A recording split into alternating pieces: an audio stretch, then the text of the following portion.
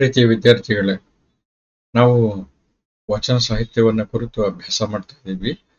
ಕಳೆದ ಅವಧಿಯಲ್ಲಿ ನಾವು ಜೇಡರ ದಾಸಿಮಯ್ಯ ಮತ್ತೆ ಅಲ್ಲಮ ಪ್ರಭುಗಳ ವಚನವನ್ನ ಅಧ್ಯಯನ ಮಾಡುವಂತ ಒಂದು ಪ್ರಯತ್ನವನ್ನು ಮಾಡಿದ್ವಿ.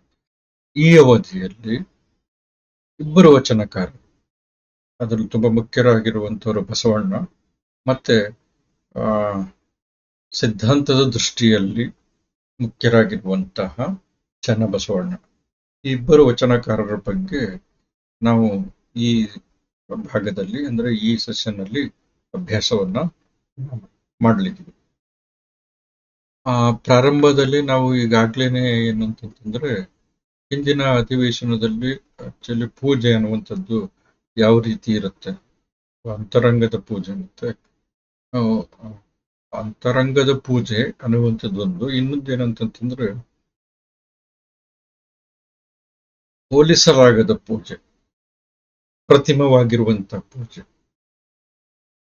ಮಾಡಲಾಗದ ಪೂಜೆ. ಮಾಡಲಾಗದ ಅಂತಂದ್ರೆ ಮಾಡಲಿಕ್ಕೆ ಬರದ, ಅಂದ್ರೆ ಮಾಡಲಿಕ್ಕೆ ಬರದ ಅಂತಂತಂದ್ರೆ ಆ ತರದ ಪೂಜೆ ಮಾಡ್ಬೇಕು ಅಂತಂತಂದ್ರೆ ಮಾಡಲಿಕ್ಕೆ ಬರುವಂತವ್ರು ಮಾಡ್ಬೇಕು. ಹಾಗೆ ಮಾಡಲಿಕ್ಕೆ ಬರುವಂತವ್ರು ಅಂತಂತಂದ್ರೆ ವಿಶೇಷವಾಗಿರುವಂತ ಸಾಮರ್ಥ್ಯ ಇರುವಂತವ್ರು ಆಗಿರ್ಬೇಕು, ಸಹಜ ಭಾವದಲ್ಲಿ ನೆಲೆ ನಿಂತವರಾಗಿರ್ಬೇಕು. ಆ ತರದ ಪೂಜೆ ಹೆಂಗಿರುತ್ತೆ ಅನ್ನುವಂಥದ್ದನ್ನ ಅಲ್ಲಮ್ಮ ಹೇಳಿರುವಂಥದ್ದನ್ನ ನಮ್ಮ ಮಟ್ಟಿಗೆ ನಾವು ಅರ್ಥ ಮಾಡ್ಕೊಳ್ಳುವಂತ ಒಂದು ಪ್ರಯತ್ನವನ್ನ ನಾವು ಮಾಡಿದ್ವಿ. ಈಗ ನೆಕ್ಸ್ಟ್ ಬಸವಣ್ಣನಿಗೆ ಸಂಬಂಧಪಟ್ಟಂಗೆ ನಾವು ಈ ಅವಧಿಯಲ್ಲಿ ಚರ್ಚೆ ಮಾಡ್ಬೋದು. ಬಸವಣ್ಣನ ವಚನಗಳನ್ನು ಕೂಡ ಚರ್ಚೆ ಮಾಡ್ಬೋದು. ವಚನಗಳು ಅಂತಂತ ಹೇಳಿದ ತಕ್ಷಣ ನಮಗೆ ನೆನಪಿಗೆ ಬರುವಂತ ಒಂದು ಮುಖ್ಯ ಹೆಸರೇ ಬಸವಣ್ಣ. ಬಸವಣ್ಣನನ್ನ ಕೇಳದ ಮತ್ತೆ ಹಾಡಿ ಹೊಗಳದ ಜನ ಇಲ್ಲ ಕನ್ನಡ ನಾಡಿನಲ್ಲಿ. ಬೇರೆ ಬೇರೆ ಹೆಸರುಗಳಿಂದ ಬಸವಣ್ಣನ ಹೆಸರುಗಳನ್ನ ಇಟ್ಕೊಂಡಿದ್ದಾರೆ, ಬಸವೇಶ್ವರ, ಬಸವರಾಜ, ಬಸವಣ್ಣ ಇತ್ಯಾದಿ. ಅಷ್ಟರ ಮಟ್ಟಿಗೆ ಜನಜೀವನದಲ್ಲಿ ಬೆರೆತು ಹೋಗಿರುವಂತ ಬಸವಣ್ಣ. ಭಕ್ತಿ ಭಂಡಾರಿ ಎನ್ನುವಂತ ಹೆಸರನ್ನ ಬಿರುದನ್ನ ಪಡ್ಕೊಂಡಿರುವಂತದ್ದು ಹೆಸರಿನ ಜೊತೆ ಸೇರ್ಕೊಂಡು. ಮತ್ತೆ ಇನ್ನೊಂದೇನಂತಂದ್ರೆ ಸಾಧನೆ ಅಂತಂತಂದ್ರೆ ಇದು ಹೀಗಿರುತ್ತೆ ಅಂತಂತಂದ್ಬಿಟ್ಟು ಈ ಅಲ್ಲಮ್ಮನ ಸಾಧನೆಯ ಮಾರ್ಗವನ್ನು ನೋಡಿದ್ವಿ, ಅದು ಜ್ಞಾನದ ಮಾರ್ಗ. ಅದಕ್ಕೆ ವಿಪರೀತವಾಗಿರುವಂತ ಇನ್ನೊಂದು ಮಾರ್ಗ ಅಂತಂತಂದ್ರೆ ಭಕ್ತಿಯ ಮಾರ್ಗ. ಆ ಭಕ್ತಿಯ ಮಾರ್ಗದಲ್ಲಿ ತುಂಬಾ ದೊಡ್ಡ ಹೆಸರು ಅಂತಂದ್ರೆ ಬಸವಣ್ಣನ. ಆ ಬಸವಣ್ಣನ ಆ ಭಕ್ತಿ ಭಂಡಾರಿ ಅಂತಾನೆ ಅದಕ್ಕೆ ಹೇಳ್ತಿರುವಂತ ಅಲ್ಲಮ್ಮ ಪರಮಜ್ಞಾನಿ. ಆದ್ರೆ ಇವನು ಭಕ್ತಿಯಲ್ಲೇ ಅದ್ವಿತೀಯ ಬಸವಣ್ಣ. ಹಾಗಾಗಿ ಏನಂತಂದ್ರೆ ಎಲ್ಲರನ್ನೂ ಕೂಡ ತುಂಬಾ ಪ್ರೀತಿಯಿಂದ ಕಾಣುವಂತ, ಎಲ್ಲರನ್ನೂ ಕೂಡ ಒಟ್ಟಾಗಿ ಸೇರಿಸ್ಕೊಂಡು ಹೋಗುವಂತ, ತಾಯಿಯ ಹೃದಯದ ಮಮತೆಯಿಂದ ಕೂಡಿರುವಂತ ವ್ಯಕ್ತಿತ್ವ, ಜ್ಞಾನಿಯ ವ್ಯಕ್ತಿತ್ವ. ಆ ತರ ತಾನೇ ತಾನಾಗಿರುವಂತ, ಸಲಗದಂತೆ ಏಕಾಂಗಿಯಾಗಿ ನಡೆಯುವಂತಹ, ಯಾವುದನ್ನು ಕೂಡ ಲೆಕ್ಕಿಸದೆ ಮುನ್ನುಗ್ಗಿ ಹೋಗುವಂತ ಒಂದು ವ್ಯಕ್ತಿತ್ವ, ಅದು ಅಲ್ಲಮನದ್ದು. ಸೊ ಭಕ್ತಿ ಭಂಡಾರಿ ಬಸವಣ್ಣನದು ಅಥವಾ ಬಸವಣ್ಣನ ವ್ಯಕ್ತಿತ್ವ ಬೇರೆ ತರದ್ದು. ಅದೆರಡನ್ನು ಕೂಡ ವಿಶಿಷ್ಟತೆ ಅಂತ ತೆಗೆದುಕೊಳ್ಬೇಕು. ಭಕ್ತಿ ಭಂಡಾರಿ ಬಸವಣ್ಣ ಅಥವಾ ಬಸವಣ್ಣ ಪ್ರಾರಂಭಿಸಿರುವಂತ ಬಸವಣ್ಣಂತ ಒಂದು ಮುಖ್ಯ ಘಟ್ಟ ತಲುಪಿದಂತ ವಚನ ಚಳವಳಿಗೆ ಒಂದು ದಿಕ್ಕು ದಸೆಯನ್ನ ತೋರಿಸಿದಂಥವನು ಪರಮಜ್ಞಾನಿಯಾಗಿರುವಂತ ಅಲ್ಲಮ್ಮ. ಅದನ್ನು ಕೂಡ ನಾವು ಮರೆಯಂಗಿಲ್ಲ. ಸೊ ಇದನ್ನ ಇಟ್ಕೊಂಡು ಬಸವಣ್ಣನ ಬಗ್ಗೆ ನಾವು ಚರ್ಚೆ ಮಾಡೋದಾದ್ರೆ ಬಸವಣ್ಣನ ಇತಿವೃತ್ತ ಅಥವಾ ಅವನ ಜೀವನದ ವಿವರ ಇತ್ಯಾದಿಗಳನ್ನು ನಾವು ತಿಳ್ಕೊಳ್ಬಹುದು. ಪ್ರಾರಂಭದಲ್ಲಿ ಬಿಜಾಪುರದ ಬಾಗೇವಾಡಿಯಲ್ಲಿ, ಇದೆಲ್ಲ ಪ್ರಾರಂಭಿಕ ಸಂಗತಿಗಳು ಸಾಮಾನ್ಯವಾಗಿ ಗೊತ್ತಿರುತ್ತೆ. ಆದ್ರೆ ಏನಂತಂದ್ರೆ ಇವನ್ನ ಹೇಳಲೇಬೇಕಾಗಿರುವಂತಹ ಕಾರಣದಿಂದ ಇದನ್ನ ಇಲ್ಲಿ ಚರಿತ್ರೆಯ ದೃಷ್ಟಿಯಿಂದ, ಬಸವಣ್ಣನ ಜೀವನ ವಿವರದ ದೃಷ್ಟಿಯಿಂದ ಇದನ್ನ ನಾವು ತಿಳ್ಕೊಳ್ಬೇಕಾಗಿದೆ. ಬಿಜಾಪುರದ ಬಾಗೇವಾಡಿ ಈಗ ಬಸವಣ್ಣನ ಕಾರಣದಿಂದ ಬಸವನ ಬಾಗೇವಾಡಿ ಅಂತಂದ್ಬಿಟ್ಟು ನಾವು ಕರಿತಾ ಇದ್ವಿ. 1134 ಅಂತಂದ್ರೆ 12ನೇ ಶತಮಾನದ ಮಧ್ಯಭಾಗದ ಸ್ವಲ್ಪ ಮೊದಲು. ಆ ಸಂದರ್ಭದಲ್ಲಿ ಹುಟ್ಟಿರುವಂತವನು ಇತನ ಅಕ್ಕ ನಾಗಮ್ಮ ಅಂತಂತಾರೆ. ಅಕ್ಕ ನಾಗಮ್ಮ ಅಂತಂತದ ಹೆಸರಲ್ಲೇ ಸೇರ್ಕೊಂಡ್ಬಿಟ್ಟಿದೆ.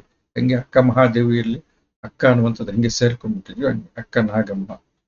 ಗುರುಗಳು ಈಶಾನ ಗುರುಗಳು, ಬಸವಣ್ಣನಿಗೆ ಈಶಾನ ಗುರುಗಳು ಅಂತ ತಂದ್ಬಿಟ್ಟು ಬಸವಣ್ಣನ ವಚನಗಳಲ್ಲಿ ನಾವು ತುಂಬಾ ವಿಶೇಷವಾಗಿ ಕಾಣುವಂತ ಅಂಶ ಅಂತಂತಂದ್ರೆ ತುಂಬಾ ತೀವ್ರತರವಾಗಿರುವಂತ ಭಕ್ತಿ.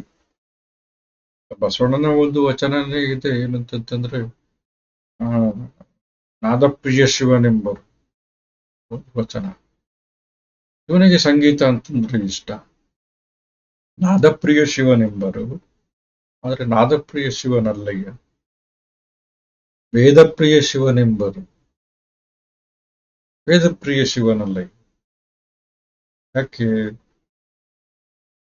ನಾದವನ್ನು ಮಾಡಿದ ರಾವಣನ ತಲೆ ಹಾರಿ ಹೋಯ್ತು.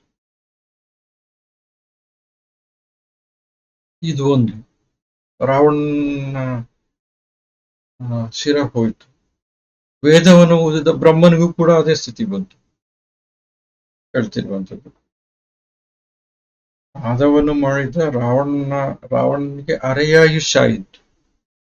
ಆ ಆಯುಷ್ ಅರ್ಧ ಆಯ್ತು. ತಲೆನೂ ಹೋಯ್ತು, ಅದು ಬೇರೆ ವಿಷಯ. ಆದ್ರೆ ಅರೆಯಾಯುಷ್ಯ ಆಯಿತು. ವೇದವನ್ನು ಓದಿದ ಬ್ರಹ್ಮನ ಶಿರ ಹೋಯಿತು. ಬ್ರಹ್ಮನ ಶಿರವನ್ನು ಕತ್ತರಿಸಿದಂಥವ್ರು ಶಿವನೇ. ಅದನ್ನು ಒಂದು, ಅದು ಬೇರೆ ಕಥೆ ಇದೆ, ಅದು ಬೇಡ. ಆದ್ರೆ ಈ ವಚನದಲ್ಲಿ ಬಸವಣ್ಣನದೇ ವಚನ ಇದು. ಬಸವಣ್ಣ ಏನ್ ಹೇಳ್ತಾರೆ ಅಂತಂದ್ರೆ, ನಾದವನ್ನು ಮಾಡಿದ ರಾವಣನಿಗೆ ಅರೆಯಾಯುಷ ಆಯಿತು, ವೇದವನ್ನು ಓದಿದ ಬ್ರಹ್ಮನ ಶಿರ ಹೋಯಿತು. ಅದು ಕಾರಣ ನಾದಪ್ರಿಯ ಶಿವನೂ ಅಲ್ಲ, ವೇದಪ್ರಿಯ ಶಿವನೂ ಅಲ್ಲ, ಭಕ್ತಿಪ್ರಿಯ ನಮ್ಮ ಕೂಡಲ ಸಂಗಮ ದೇವ. ಭಕ್ತಿ ಒಂದು ಆರ್ತವಾಗಿರುವಂತಹ ಭಕ್ತಿ, ಪ್ರೀತಿ, ಆರ್ದ್ರತೆಯ ಭಕ್ತಿ ಬಸವಣ್ಣನ ವ್ಯಕ್ತಿತ್ವದಲ್ಲಿ ತಾನಾಗಿ ತುಂಬಿಕೊಂಡಿದೆ. ಅದರ ಜೊತೆಗೆ ಬಸವಣ್ಣನ ವ್ಯಕ್ತಿತ್ವದಲ್ಲಿ ಬೇರೆ ವಚನಕಾರರಲ್ಲಿ ಕಾಣದೇ ಇರುವಂತ ಒಂದು ಗುಣ ಏನು ಅಂತಂದ್ರೆ ಅವನ ಅಂತರಂಗ ನಿರೀಕ್ಷೆ, ಆತ್ಮವಿಮರ್ಶೆ ಕೊಡುವಂಥದ್ದು ಮತ್ತು ಸಂಕೋಚದ ಮನೋಭಾವ. ಇದೆಲ್ಲ ಇದೆಯಲ್ಲ, ಇದು ತುಂಬಾ ಮುಖ್ಯವಾಗಿರುವಂಥದ್ದು. ಸಂಕೋಚದ ಮನೋಭಾವ ಇಲ್ಲ ಅಂತಂತಂದ್ರೆ ಈ ತರದ ಅಂತರಂಗ ನಿರೀಕ್ಷಣೆ, ತನ್ನನ್ನು ತಾನು ನೋಡ್ಕೊಳ್ಬೇಕು, ತಾನು ಅರ್ಥ ಮಾಡ್ಕೊಳ್ಬೇಕು ಅನ್ನುವಂಥದ್ದು ನಮ್ಮ ಮನಸ್ಸಿಗೆ ಬರೋದಿಲ್ಲ. ಆದ್ರೆ ಬಸವಣ್ಣನಲ್ಲಿ ಇತ್ತು ಅದು. ಹಾಗಾಗಿ ಏನಂತಂತಂದ್ರೆ ನನ್ನ ಮನಸ್ಸು ಹೆಂಗಿದೆ ಅಂತಂತಂದ್ರೆ ಮಂಗ ಇದ್ದಂಗೆ. ತನ್ನ ವಚನದಲ್ಲಿ ಹೇಳ್ತೇನೆ, ಅದು ಮಂಗನ ತರ ಇದೆ. ಆ ಮಂಗ ಹೆಂಡ ಕುಡಿದಿದೆ. ಹೆಂಡ ಕುಡಿದಿರುವಂತ ಆ ಮಂಗಕ್ಕೆ ಒಂದು ಚೇಳು ಬಂದು ಕಚ್ಚಿದೆ. ಸೊ ಈ ಮಂಗನ ಪರಿಸ್ಥಿತಿ ಏನು, ಅದು ನಿಂತಲ್ಲಿ ನಿಲ್ತಾ ಇಲ್ಲ. ಆ ತರದ ಪರಿಸ್ಥಿತಿ ನನ್ನ ಮನಸ್ಸಿನ, ಅಷ್ಟು ಚಂಚಲವಾಗಿರುವಂತಹ ಮನಸ್ಥಿತಿ ಅಂತ ಹೇಳ್ತಾರೆ. ಉತ್ಪ್ರೇಕ್ಷೆ ಮಾತಿರ್ಬೋದು, ಬಸವಣ್ಣನ ವ್ಯಕ್ತಿತ್ವ ಆ ತರ ಇತ್ತು ಇಲ್ವೋ ಅದು ಬೇರೆ ವಿಷಯ. ಆದ್ರೆ ಏನಂತಂದ್ರೆ ಬಸವಣ್ಣ ಅದನ್ನ ಹೇಳ್ಕೊಳ್ತಾರೆ, ಆತ್ಮವಿಮರ್ಶೆ ಮಾಡ್ಕೊಳ್ತಾರೆ. ಆತ್ಮವಿಮರ್ಶೆ ಕೂಡ ತುಂಬಾ ಅಪರೂಪವಾಗಿರುವಂಥದ್ದು. ಪ್ರಾಮಾಣಿಕವಾಗಿರುವಂತಹ ಆತ್ಮವಿಮರ್ಶೆ ಮಾಡ್ಕೊಳ್ಳುವಂಥದ್ದು. ಹೋಲಿಕೆದು ಬೇರೆ, ಆದ್ರೆ ನಮ್ಮನ್ನು ನಾವು ಆತ್ಮವಿಮರ್ಶೆ ಮಾಡ್ಕೊಳ್ಳುವಂಥದ್ದು ಇದೆಯಲ್ಲ, ಅದು ಆ ತರದ ಸಮಾಜದಲ್ಲಿ ಅತ್ಯಂತ ಉನ್ನತ ಮತ್ತೆ ಗೌರವಾನ್ವಿತವಾಗಿರುವಂತ ಸ್ಥಾನವನ್ನ ಪಡೆದಿರುವಂತ ಬಸವಣ್ಣ ಮಾಡ್ಕೊಳ್ಳುವಂತ ಆತ್ಮವಿಮರ್ಶೆ. ಆ ತರ ಆತ್ಮವಿಮರ್ಶೆ ಮಾಡ್ಕೊಂಡ್ರೆ ಲೋಕದ ದೃಷ್ಟಿಯಲ್ಲಿ ಸಣ್ಣವನಾಗ್ಬೋದು ಅನ್ನುವಂತ ಒಂದು ಯಾವುದೇ ಆತಂಕ ಇಲ್ಲದೆ ನಿರ್ಬಿಡಿಯಿಂದ ಹೇಳ್ಕೊಂಡಿರುವಂತವನು ಬಸವಣ್ಣ. ಅಂದಣವನೇರಿದ ಸೊಣಗನಂತೆ ನನ್ನ ಮನಸ್ಸು ಪಲ್ಲಕ್ಕಿಯನ್ನು ಹತ್ತಿರುವಂತ ನಾಯಿಯ ತರ, ಕಂಡರೆ ಬಿಡದು ಮುನಿನ ಸ್ವಭಾವವನ್ನು. ಎಲ್ಲೋ ಪಲ್ಲಕ್ಕಿಯಲ್ಲಿ ನಾಯಿನ ಕೂರಿಸ್ಕೊಂಡು ಹೋಗ್ತಾ ಇದ್ದಾಗ ಅಲ್ಲೆಲ್ಲೋ ಹೇಸಿಗೆಯನ್ನು ನೋಡಿದ ತಕ್ಷಣ ಪಲ್ಲಕ್ಕಿ ಹಾರ್ಬಿಟ್ಟು ಹೇಸಿಗೆ ತಿನ್ನುತ್ತ. ಆ ತರ ಹಿಂಗೆ ಈ ತರದ ಅಂತರಂಗ ನಿರೀಕ್ಷೆ ಇದೆ. ಸಮಾಜದ ಟೀಕೆ ಇದನ್ನು ಕೂಡ ಇದೆ. ಸಮಾಜವನ್ನ ಎಷ್ಟು ಅಂದ್ರೆ ಸಂದರ್ಭ ಬಂದಂತ ಸಂದರ್ಭದಲ್ಲಿ ಟೀಕೆ ಮಾಡೋದಕ್ಕೆ ಹಿಂಜರಿದಿಲ್ಲ. ನೋವಾಗದಂತೆ ಟೀಕೆ ಮಾಡ್ತಾರೆ, ಇನ್ನೊಬ್ಬರಿಗೆ ನೋವಾಗ. ಲೋಕದ ಡೊಂಕನ ನೀವೇ ಕೆತ್ತಿದ್ದೀರ, ನಿಮ್ಮ ತನುವ ಮತ್ತೆ ನಿಮ್ಮ ಮನವನ್ನ ಸಂತೈಸಿಕೊಳ್ಳಿ.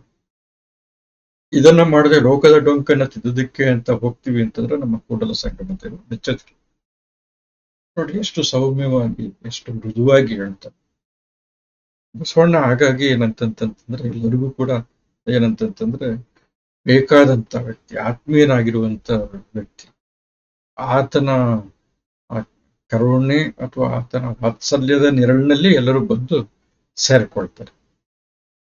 ಸಾಹಿತ್ಯದ ದೃಷ್ಟಿಯಿಂದನೂ ಕೂಡ ಅತ್ಯುತ್ತಮವಾಗಿರುವಂತ ವಚನಗಳನ್ನ ಬಸವಣ್ಣ ಬರೆದಿದ್ದಾನೆ.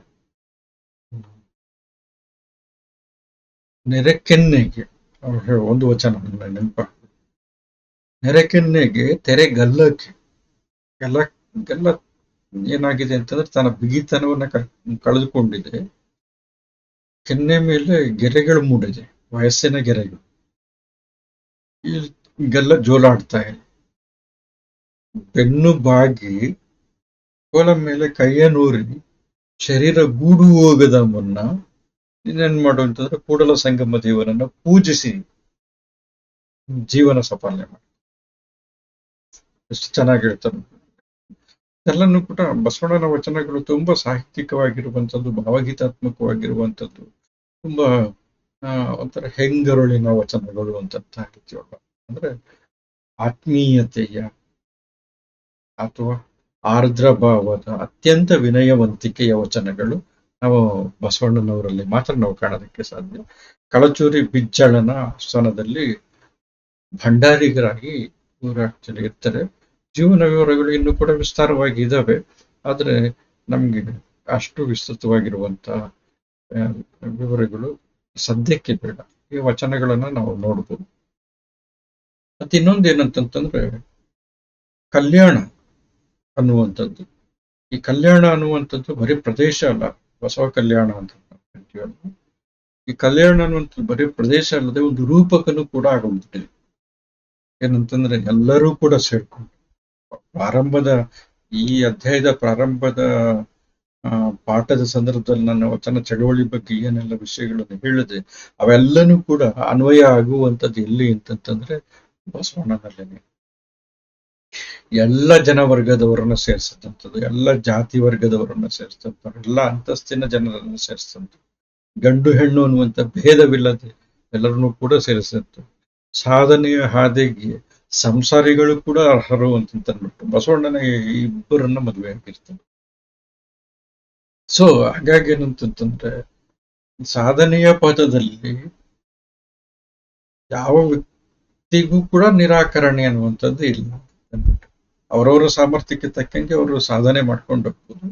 ತಮ್ಮ ಗುರಿ, ತಮ್ಮ ಜೀವನದ ಗುರಿ ಅಥವಾ ತಮ್ಮ ಗಮ್ಯ ಯಾವುದಿದೆ ಅದರೆಡೆಗೆ ಸಾಗಬಹುದು ಅಂತಂದ್ಬಿಟ್ಟು ತನ್ನ ಬದುಕಿನಲ್ಲಿ ಅದನ್ನ ಸಾಧಿಸಿ ತೋರಿಸಿದಂಥವ್ರು ಮತ್ತೆ ಇತರರ ಬದುಕಿಗೆ ಮಾರ್ಗದರ್ಶನ ಆದಂತ ಬಸವಣ್ಣ. ಸೊ ಹಾಗಾಗಿ ಏನಂತಂದ್ರೆ ಬಸವಣ್ಣನ ಹೆಸರು ಚಿರಸ್ಥಾಯಿಯಾಗಿ ಉಳ್ಕೊಂಡ್ಬಿಟ್ಟಿದೆ ಕನ್ನಡ ಸಾಹಿತ್ಯದಲ್ಲಿ ವಚನ ಚಳುವಳಿಯ ಸಂದರ್ಭದಲ್ಲಿ. ಸೊ ಇಡೀ ವಚನ ಚಳುವಳಿಯ ನಾಯಕನಾಗಿ ಅಲ್ಲಮನನ್ನು ಹೊರತುಪಡಿಸಿದ್ರೆ ಅಲ್ಲಮನದು ಒಂದು ಉನ್ನತ ಸ್ಥಾನ ಇದೆ. ಆ ಉನ್ನತ ಸ್ಥಾನ ಅಲ್ಲಮನಿಗೆ ದಕ್ಕಬೇಕು ಅಂತಂದ್ಬಿಟ್ಟು ಆ ಉನ್ನತ ಸ್ಥಾನವನ್ನು ದಕ್ಕಿಸಿದ್ದು ಬಸವಣ್ಣನವರು. ಮತ್ತೆ ಆ ಸ್ಥಾನವನ್ನು ಮೀರಿದಂತ ವ್ಯಕ್ತಿತ್ವ ಅಲ್ಲಮನ. ಇದನ್ನು ಕೂಡ ನಾವು ಮನಸ್ಸಿನಲ್ಲಿ ಇಟ್ಕೊಳ್ಬೇಕು. ಸೊ ಇತ್ತೀಚೆಗೆ ಬಸವಣ್ಣನನ್ನ ನಾವು ಗುರುತಿಸ್ಕೊಂಡ್ಬಿಟ್ಟಿದ್ವಿ ಏನಂತಂದ್ರೆ ಕರ್ನಾಟಕದ ಸಾಂಸ್ಕೃತಿಕ ನಾಯಕ. ಸೊ ಇದು ನಮಗೆ ನಾವು ಕೊಟ್ಕೊಂಡಿರುವಂತ ಒಂದು ಹಿರಿಮೆ ಅಥವಾ ನಾವು ಗೌರವ. ಯಾಕಂದ್ರೆ ನಮ್ಮ ಕನ್ನಡ ನಾಡಿನ ಎಲ್ಲ ಜನವರ್ಗಗಳಿಗೆ ಬೇಕಾಗಿರುವಂತ ಎಲ್ಲ ಕಾಯಿಕ ಜೀವಿಗಳಿಗೆ, ಎಲ್ಲ ಶ್ರಮಜೀವಿಗಳಿಗೆ ಬೇಕಾಗಿರುವಂತ ಮತ್ತೆ ವ್ಯಕ್ತಿ ಅನ್ನುವಂಥದ್ದು ಹೆಂಗಿರುತ್ತೆ ಅನ್ನುವಂಥದ್ದು, ಹೆಂಗಿರ್ಬೇಕು ಅನ್ನುವಂಥದ್ದನ್ನು ತೋರಿಸಿಕೊಟ್ಟಂತ ಒಬ್ಬ ವ್ಯಕ್ತಿ ಅಂತಂತಂದ್ರೆ ಬಸವಣ್ಣನಲ್ಲದ್ರೆ ಬೇರೆಯವರು ತುಂಬಾ ಕಡಿಮೆ. ಈಗ ಬಸವಣ್ಣನ ಒಂದು ವಚನ, ಹೊಸತಿಲ ಪೂಜಿಸಿ, ಹೊಸತಿಲ ಪೂಜಿಸಿ ಹೊಡೆವಂಟು ಹೋದ ಒಕ್ಕಲಿತಿಯಂತಾಗಿತ್ತೆನ್ನ ಭಕ್ತಿ ಹೇಳ್ತಿರುವಂಥದ್ದು. ಹೊಸತಿಲ ಪೂಜಿಸಿ ಹೊಡೆವಂಟು ಹೋದ ಒಕ್ಕಲಿತಿಯಂತಾಯಿತೆನ್ನ ಭಕ್ತಿ, ಜಂಗಮವೆನ್ನೊಡೆಯರೆಂದು ಒಕ್ಕುದಕೊಂಡು ಉದಾಸೀನವ ಮಾಡಿದಡೆ, ಇಹಲೋಕಕ್ಕೆ ದೂರ ಪರಲೋಕಕ್ಕೆ ದೂರ, ಕೂಡಲ ಸಂಗಮ ದೇವ ಅಘೋರ ನರಕದಲ್ಲಿತ್ತು. ಜಂಗಮವನ್ನ ಅಂತಂದ್ರೆ ಜಂಗಮರು ಅಂತಂದ್ರೆ ಭಕ್ತರು ಅಂತಂತ ಹೇಳಿ ತಗೊಳ್ಬೇಕಷ್ಟೆ. ಭಕ್ತರನ್ನ ಕುರಿತು ನೀವು ಉದಾಸೀನ ಮಾಡಬೇಡಿ ಅಂದ್ಬಿಟ್ಟು, ಭಕ್ತಿಯನ್ನು ಕುರಿತು ಉದಾಸೀನ ಮಾಡಬೇಡಿ. ಹೇಳ್ತಿರ್ಬೇಕು. ಭಕ್ತಿ ಮತ್ತೆ ಭಕ್ತರು ಇಬ್ರು ಕೂಡ ಗೌರವಾರ್ಹ. ಅಂದ್ರೆ ಎರಡನ್ನೂ ಕೂಡ, ಒಂದು ಭಕ್ತಿ ಅನ್ನುವಂಥದ್ದು ಗೌರವಾರ್ಹ, ಭಕ್ತರು ಕೂಡ ಗೌರವಾರ್ಹ ಅನ್ನುವಂಥದ್ದನ್ನು ಹೇಳ್ತಾ ಇರುವಂಥದ್ದು. ಭಕ್ತಿ ಹಿಂಗಾಗಿದೆ, ನನ್ನ ಭಕ್ತಿ ಹಿಂಗಾಗಿದೆ ಅಂತ ಹೇಳ್ತಿರೋದು. ಹೊಸತಿಲ ಪೂಜಿಸಿ ಹೊಡವಂಟು ಹೋದ ಒಕ್ಕಲಿತಿಯಂತಾಯ್ತೆನ್ನ ಭಕ್ತಿ. ಹೊಸ್ತಿಲನ್ನ ಪೂಜೆ ಮಾಡಿದ ನಂತರ ಏನ್ ಮಾಡ್ಬೇಕು ಅಂತಂತಂದ್ರೆ ಮನೆ ಒಳಗಡೆ ಇರುವಂತ ಎಲ್ಲ ಇದು ಇದು ಮನೆ ಕೆಲಸಗಳೆಲ್ಲ ಪ್ರಾರಂಭ ಆಗುವಂಥದ್ದು ಆವಾಗಿಂದ. ಮನೆ ಒಳಗಿನ ಎಲ್ಲ ವ್ಯವಹಾರಗಳು, ಪೂಜೆ, ಮನೆಯೊಳಗಿನ ಪೂಜೆ, ಅಡಿಗೆ ಇತ್ಯಾದಿ ಇತ್ಯಾದಿಗಳೆಲ್ಲನೂ ಕೂಡ, ಸಂಸಾರದ ಎಲ್ಲ ಚಟುವಟಿಕೆಗಳು ಶುರುವಾಗುವಂಥದ್ದು ಆವಾಗಿಂದ. ಆದ್ರೆ ಹೊಸ್ತಿಲನ್ನ ಪೂಜೆ ಮಾಡಿದ ನಂತರ ಮನೆಯೊಳಗೆ ಬರದೆ ಹಂಗೆ ಹೋದಂತ, ಅಂದ್ರೆ ಇಲ್ಲೆಲ್ಲ ಎಲ್ಲ ಕಾರ್ಯಗಳು ಕೂಡ ಸ್ತಬ್ಧ ಆದಂತೆ. ಅಂದ್ರೆ ಹೊಸ್ತಿಲನ್ನ ಪೂಜೆ ಮಾಡಿದ ತಕ್ಷಣ ನನ್ನೆಲ್ಲ ಕೆಲಸ ಮುಗೀತು ಅಂತ ಹೊರಟು ಹೋದಂತಹ ಒಕ್ಕಲಿತಿಯಂತೆ. ಒಕ್ಕಲಿತಿ ಎನ್ನುವಂಥದ್ದು ಇಲ್ಲಿ ಜಾತಿ ಸೂಚಕ ಅಂತ ತಿಳ್ಕೊಳ್ಳುವಂತ ಅವಶ್ಯಕತೆ ಏನಿಲ್ಲ. ಹೆಣ್ಣು ಮಗಳಂತೆ ಅಂತಂತ ಅನ್ಕೊಂಡ್ರೆ, ಅಥವಾ ರೈತ ಹೆಣ್ಣು ಮಗಳು ಅಂತ. ರೈತ ಹೆಣ್ಣು ಮಗಳು ಅಂತಂತಂದ್ರೆ ಹೊಸ್ತಿಲನ್ನ ಪೂಜಿಸಿದ ನಂತರನೇ ಏನಂತಂದ್ರೆ ಎಲ್ಲ ಚಟುವಟಿಕೆಗಳು, ದಿನನಿತ್ಯದ ಚಟುವಟಿಕೆಗಳು ಆರಂಭ ಆಗುವಂಥದ್ದು. ಆದ್ರೆ ಆ ರೈತ ಹೆಣ್ಣುಮಗಳು ಹೊಸ್ತಿಲನ್ನ ಪೂಜಿಸಿದ ನಂತರ ಮುಗೀತು, ನನ್ನ ಪೂಜೆ ಆಯ್ತು, ನನ್ನ ಕೆಲಸ ಮುಗೀತು ಅಂತ ಹೋಯ್ತು ಅಂತಂತಂದ್ರೆ ಎಲ್ಲ ಕೆಲಸಗಳು ಕೂಡ ನಿಷ್ಫಲ, ಅಲ್ಲೇ ತಟಸ್ಥವಾಗಿ ಉಳ್ಕೊಂಡ್ಬಿಡು. ಅದಲ್ಲ ಹೇಳ್ತಿರುವಂಥದ್ದು. ಭಕ್ತಿ ಹಂಗೆ ಇರುತ್ತಿಲ್ಲ. ಹೊಸ್ತಿಲ ಪೂಜಿಸಿ ಹೊಡವಂಟು ಹೋದ ಒಕ್ಕಲಿತಿ ಅಂತ ಇತ್ತನೆ ಭಕ್ತಿ. ಅದು ಅಲ್ಲಿಗೆ ನಿಂತಿದೆ ಪೂರ್ಣ. ಆದ್ರೆ ಭಕ್ತಿ ಆ ಥರ ಅಲ್ಲ, ಪೂರ್ಣ ಆಗಿರೋದಿಲ್ಲ. ಇಷ್ಟು ಮಾಡಿದ್ದೇವೆ ಅಂದ್ರೆ, ನಾನು ಪೂಜೆ ಮಾಡಿ ನಾನು ಹೊರಟೆ ಅಂತಂತಂದ್ರೆ ಮುಗೀತು, ಅದು ಭಕ್ತಿ ಅಲ್ಲ. ಇನ್ನೊಂದು ಉದಾಹರಣೆ ಕೊಡ್ತಿದ್ದಾರೆ. ಜಂಗಮವೆನ್ನೊಡೆಯರೆಂದು ಒಕ್ಕುದಕೊಂಡು, ಜಂಗಮರು ಎನ್ನೋ ಒಡೆಯರು, ನಮಗೆ ಹಿರಿಯ ಸ್ಥಾನದಲ್ಲಿರುವಂಥವ್ರು, ಮಾರ್ಗದರ್ಶಕರು, ಗುರುಸ್ಥಾನದಲ್ಲಿರುವಂಥವ್ರು ಅಂತ ತಂದ್ಬಿಟ್ಟು ಅಂತ ತಿಳ್ಕೊಂಡು ಅವರು ಒಕ್ಕುದಕೊಂಡು ಅಂತಂತಂದ್ರೆ ಅವರು ಕೊಟ್ಟಿರುವಂಥದ್ದನ್ನು ಸ್ವೀಕರಿಸಿ, ಅವ್ರು ಕೊಟ್ಟಿರುವಂಥದ್ದನ್ನ ಪಡೆದುಕೊಂಡು ನಂತರ ಅವರನ್ನು ಉದಾಸೀನ ಮಾಡ್ಬಿಟ್ರೆ, ಅವರಿಗೆ ಕೊಡ್ಬೇಕಾಗಿರುವಂತ ಮನ್ನಣೆಯನ್ನು ಕೊಡದೆ ಅವರನ್ನ ಕಡೆಗಣಿಸಿದರೆ ಇಹಲೋಕಕ್ಕೆ ದೂರ, ಪರಲೋಕಕ್ಕೆ ದೂರ, ಸದ್ಗತಿಯನ್ನ ಕಾಣೋದಕ್ಕೆ ಸಾಧ್ಯ ಇಲ್ಲ. ಬದುಕಿನಲ್ಲಿ ಉತ್ತಮ ನೆಲೆಯನ್ನ ಕಾಣೋದಕ್ಕೆ ಸಾಧ್ಯ ಇಲ್ಲ. ಕೂಡಲ ಸಂಗಮ ದೇವ ಏನ್ ಮಾಡ್ತಾನೆ ಅಂತಂದ್ರೆ, ಅಘೋರ ನರಕದಲ್ಲಿ, ಅಘೋರ ಅಂತಂದ್ರೆ ಅತ್ಯಂತ ಭಯಂಕರವಾಗಿರುವಂತ ನರಕದಲ್ಲಿ ಅದ್ದುತ್ತಾನೆ, ಮುಳುಗಿಸ್ತಾನೆ. ಸೊ ಭಕ್ತಿ ಎನ್ನುವಂಥದ್ದು ಮಾಡ್ಬೇಕು ಅಂತಂದ್ರೆ ಮನ ಮುಟ್ಟಿ ಮಾಡ್ಬೇಕು, ತನು ಮುಟ್ಟಿ ಮಾಡ್ಬೇಕು, ಮನ ಮುಟ್ಟಬೇಕು. ಮುಟ್ಟಿ ಮಾಡುವಂಥದ್ದು ಭಕ್ತಿ ಅಂತ ತಂದ್ಬಿಟ್ಟು ಮನದೊಳಗೆ ಮಾತಾಡೋದು ಅಂತ ಹೇಳ್ತಾರೆ. ರಾಘವಂಕ ಹರಿಶ್ಚಂದ್ರ ಚಾರಿತ್ರ್ಯವನ್ನ ಬರೆದಂತ ಸಂದರ್ಭದಲ್ಲಿ ಹರಿಶ್ಚಂದ್ರ ಹಂಪಿ ವಿರೂಪಾಕ್ಷನ ದೇವಸ್ಥಾನಕ್ಕೆ ಬರ್ತಾರೆ. ಹಂಪಿ ವಿರೂಪಾಕ್ಷನನ್ನ ನೋಡಿದ ತಕ್ಷಣ ಅತ್ಯಂತ ಭಾವುಕನಾದಂತ ಹರಿಶ್ಚಂದ್ರ ಏನ್ ಮಾಡ್ತಾನೆ ಅಂತಂದ್ರೆ, ವಿರೂಪಾಕ್ಷನ ಕುರಿತು ಪ್ರಾರ್ಥನೆ ಮಾಡುವಂತ ಸಂದರ್ಭದಲ್ಲಿ ಬಾಯಿ ಬಿಟ್ಟು ಪ್ರಾರ್ಥನೆ ಮಾಡೋದಿಲ್ಲ, ಮನದೊಳಗೆ ಮಾತಾಡ್ತಾನೆ. ಸೊ ಇದು ಮನಮುಟ್ಟಿ ಮಾಡುವಂತ ಪೂಜೆ, ಮನಸ್ಸಿನ ಪೂಜೆ, ಮನಸ್ಸಿನ ಪ್ರಾರ್ಥನೆ. ಸೊ ಹಾಗೆ ಭಕ್ತಿ ಎನ್ನುವಂಥದ್ದು ಆ ತರ ಏನಂತಂತಂದ್ರೆ ಹಂಗಿರ್ಬೇಕು, ಸಂಪೂರ್ಣವಾಗಿ ತನ್ನ ತೊಡಗಿಸ್ಕೊಳ್ಬೇಕು. ಆರಂಭ ಶೂರತ್ವ ಅನ್ನುವಂಥದ್ದು ಇರಬಾರದು ಹೇಳ್ತಾರೆ. ವಸ್ತುಗಳನ್ನ ಪೂಜೆ ಮಾಡಿ ಇನ್ನೇನು ಈಗ ಚಟುವಟಿಕೆಗಳು ಶುರು ಆಗತ್ತೆ ಅಂತ ಅನ್ಕೊಳ್ತಿದ್ದಂಗೆ ಹಂಗೆ ಹೋಗುವಂಥದ್ದಕ್ಕೆಲ್ಲ ಆರಂಭ ಶೂರತ್ವ ಇದೆ. ಹಂಗೆ ಜಂಗಮರ ಮಾತುಗಳನ್ನ ಕೇಳಿ, ಗುರುಗಳ ಮಾತುಗಳನ್ನ ಕೇಳಿ, ಹಿರಿಯರ ಮಾತುಗಳನ್ನ ಕೇಳ್ಬಿಟ್ಟು ಆಮೇಲೆ ಅವ್ರಿಗೆ ಕೊಡ್ಬೇಕಾದಂತ ಗೌರವ, ಮನ್ನಣೆ, ಅವ್ರಿಗೆ ಕೊಡ್ಬೇಕಾಗಿರುವಂತ ಗೌರವ ಏನು, ಮನ್ನಣೆ ಏನು, ಯಾವ್ದ್ರಿಂದ ಅವ್ರಿಗೆ ಮನ್ನಣೆ ಸಲ್ಲತ್ತೆ, ಅವ್ರು ಹೇಳಿರುವಂಥದ್ದನ್ನ ಆಚರಣೆಗೆ ತರಬೇಕು. ಆಚರಣೆಗೆ ತಂದ್ರೆ ಅವ್ರಿಗೆ ಸಲ್ಲಬೇಕಾದಂತ ಮನ್ನಣೆ ಸಂದಂಗಾಗುತ್ತೆ. ಆದ್ರೆ ಇದನ್ನ ಮಾಡದೆ ಅವರ ಮಾತುಗಳನ್ನ ಕೇಳಿ ನಂತರ ಅವ್ರನ್ನ ಅವ್ರ ಪಾಡಿಗೆ ಬಿಟ್ಟು ನನ್ನ ಪಾಡಿಗೆ ನಾನು ಇರ್ತೀನಿ ಅಂತಂದ್ರೆ, ಅಥವಾ ಅವ್ರ ಮಾತನ್ನ ನಾನು ಅನುಸರಿಸಲ್ಲ ಅಂತಂತಂದ್ರೆ, ಕೂಡಲ ಸಂಗಮ ದೇವ ಏನ್ ಮಾಡ್ತಾರೆ ಅಂತಂದ್ರೆ ಇಹ ಪರಗಳೆರಡಕ್ಕೂ ನಮ್ಮನ್ನ ದೂರ ಮಾಡ್ಬಿಟ್ಟು ನರಕದಲ್ಲಿ ಅದ್ದುತ್ತಾನೆ. ಎಷ್ಟು ಸರಳವಾಗಿ ನೋಡ್ರಿ, ಆಚರಣೆ ಅನ್ನುವಂಥದ್ದು ತರಬೇಕು. ಆಚರಣೆ ಅನ್ನುವಂಥದ್ದು ಅಂದ್ರೆ ಕೇಳಿದ್ದನ್ನ, ಅರಿವನ್ನ ಆಕ್ಚುಲಿ ಏನ್ ಮಾಡ್ಬೇಕು ಅಂತಂದ್ರೆ ನಡೆಯಲ್ಲಿ ತರಬೇಕು. ಮತ್ತೆ ಆರಂಭ ಶೂರತ್ವ ಅನ್ನುವಂಥದ್ದು ಇರಬಾರ್ದು. ನಿಧಾನವಾಗಿ ನಾನು ಭಕ್ತನೆನಿಸುವೆನಯ್ಯ ಮೆಲ್ಲ ಮೆಲ್ಲನೆ. ನಾನು ಬಸವಣ್ಣಂದೇ ವಚನ, ನಾನು ಭಕ್ತ ಅಂತ ಅನಿಸ್ತೀನಿ. ಮೆಲ್ಲ ಮೆಲ್ಲ, ನಿಧಾನಕ್ಕೆ ನಿಧಾನಕ್ಕೆ ಭಕ್ತ ಅನಿಸ್ತೀನಿ. ಸುಲಭ ಅಲ್ಲ ಭಕ್ತ ಆಗೋದು. ಭಕ್ತ ಅಂತ ಅನಿಸ್ಕೊಳ್ಳೋದು ಸುಲಭ, ಆದ್ರೆ ಭಕ್ತನ ಆಗೋದು ಕಷ್ಟ.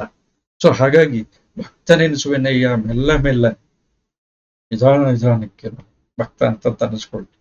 ನಿನಗೆ ಯುಕ್ತ ಅಂತ ಅನಿಸ್ಕೊಳ್ತೀನಿ, ಯೋಗ್ಯ ಅಂತ ಅನಿಸ್ಕೊಳ್ತೀನಿ.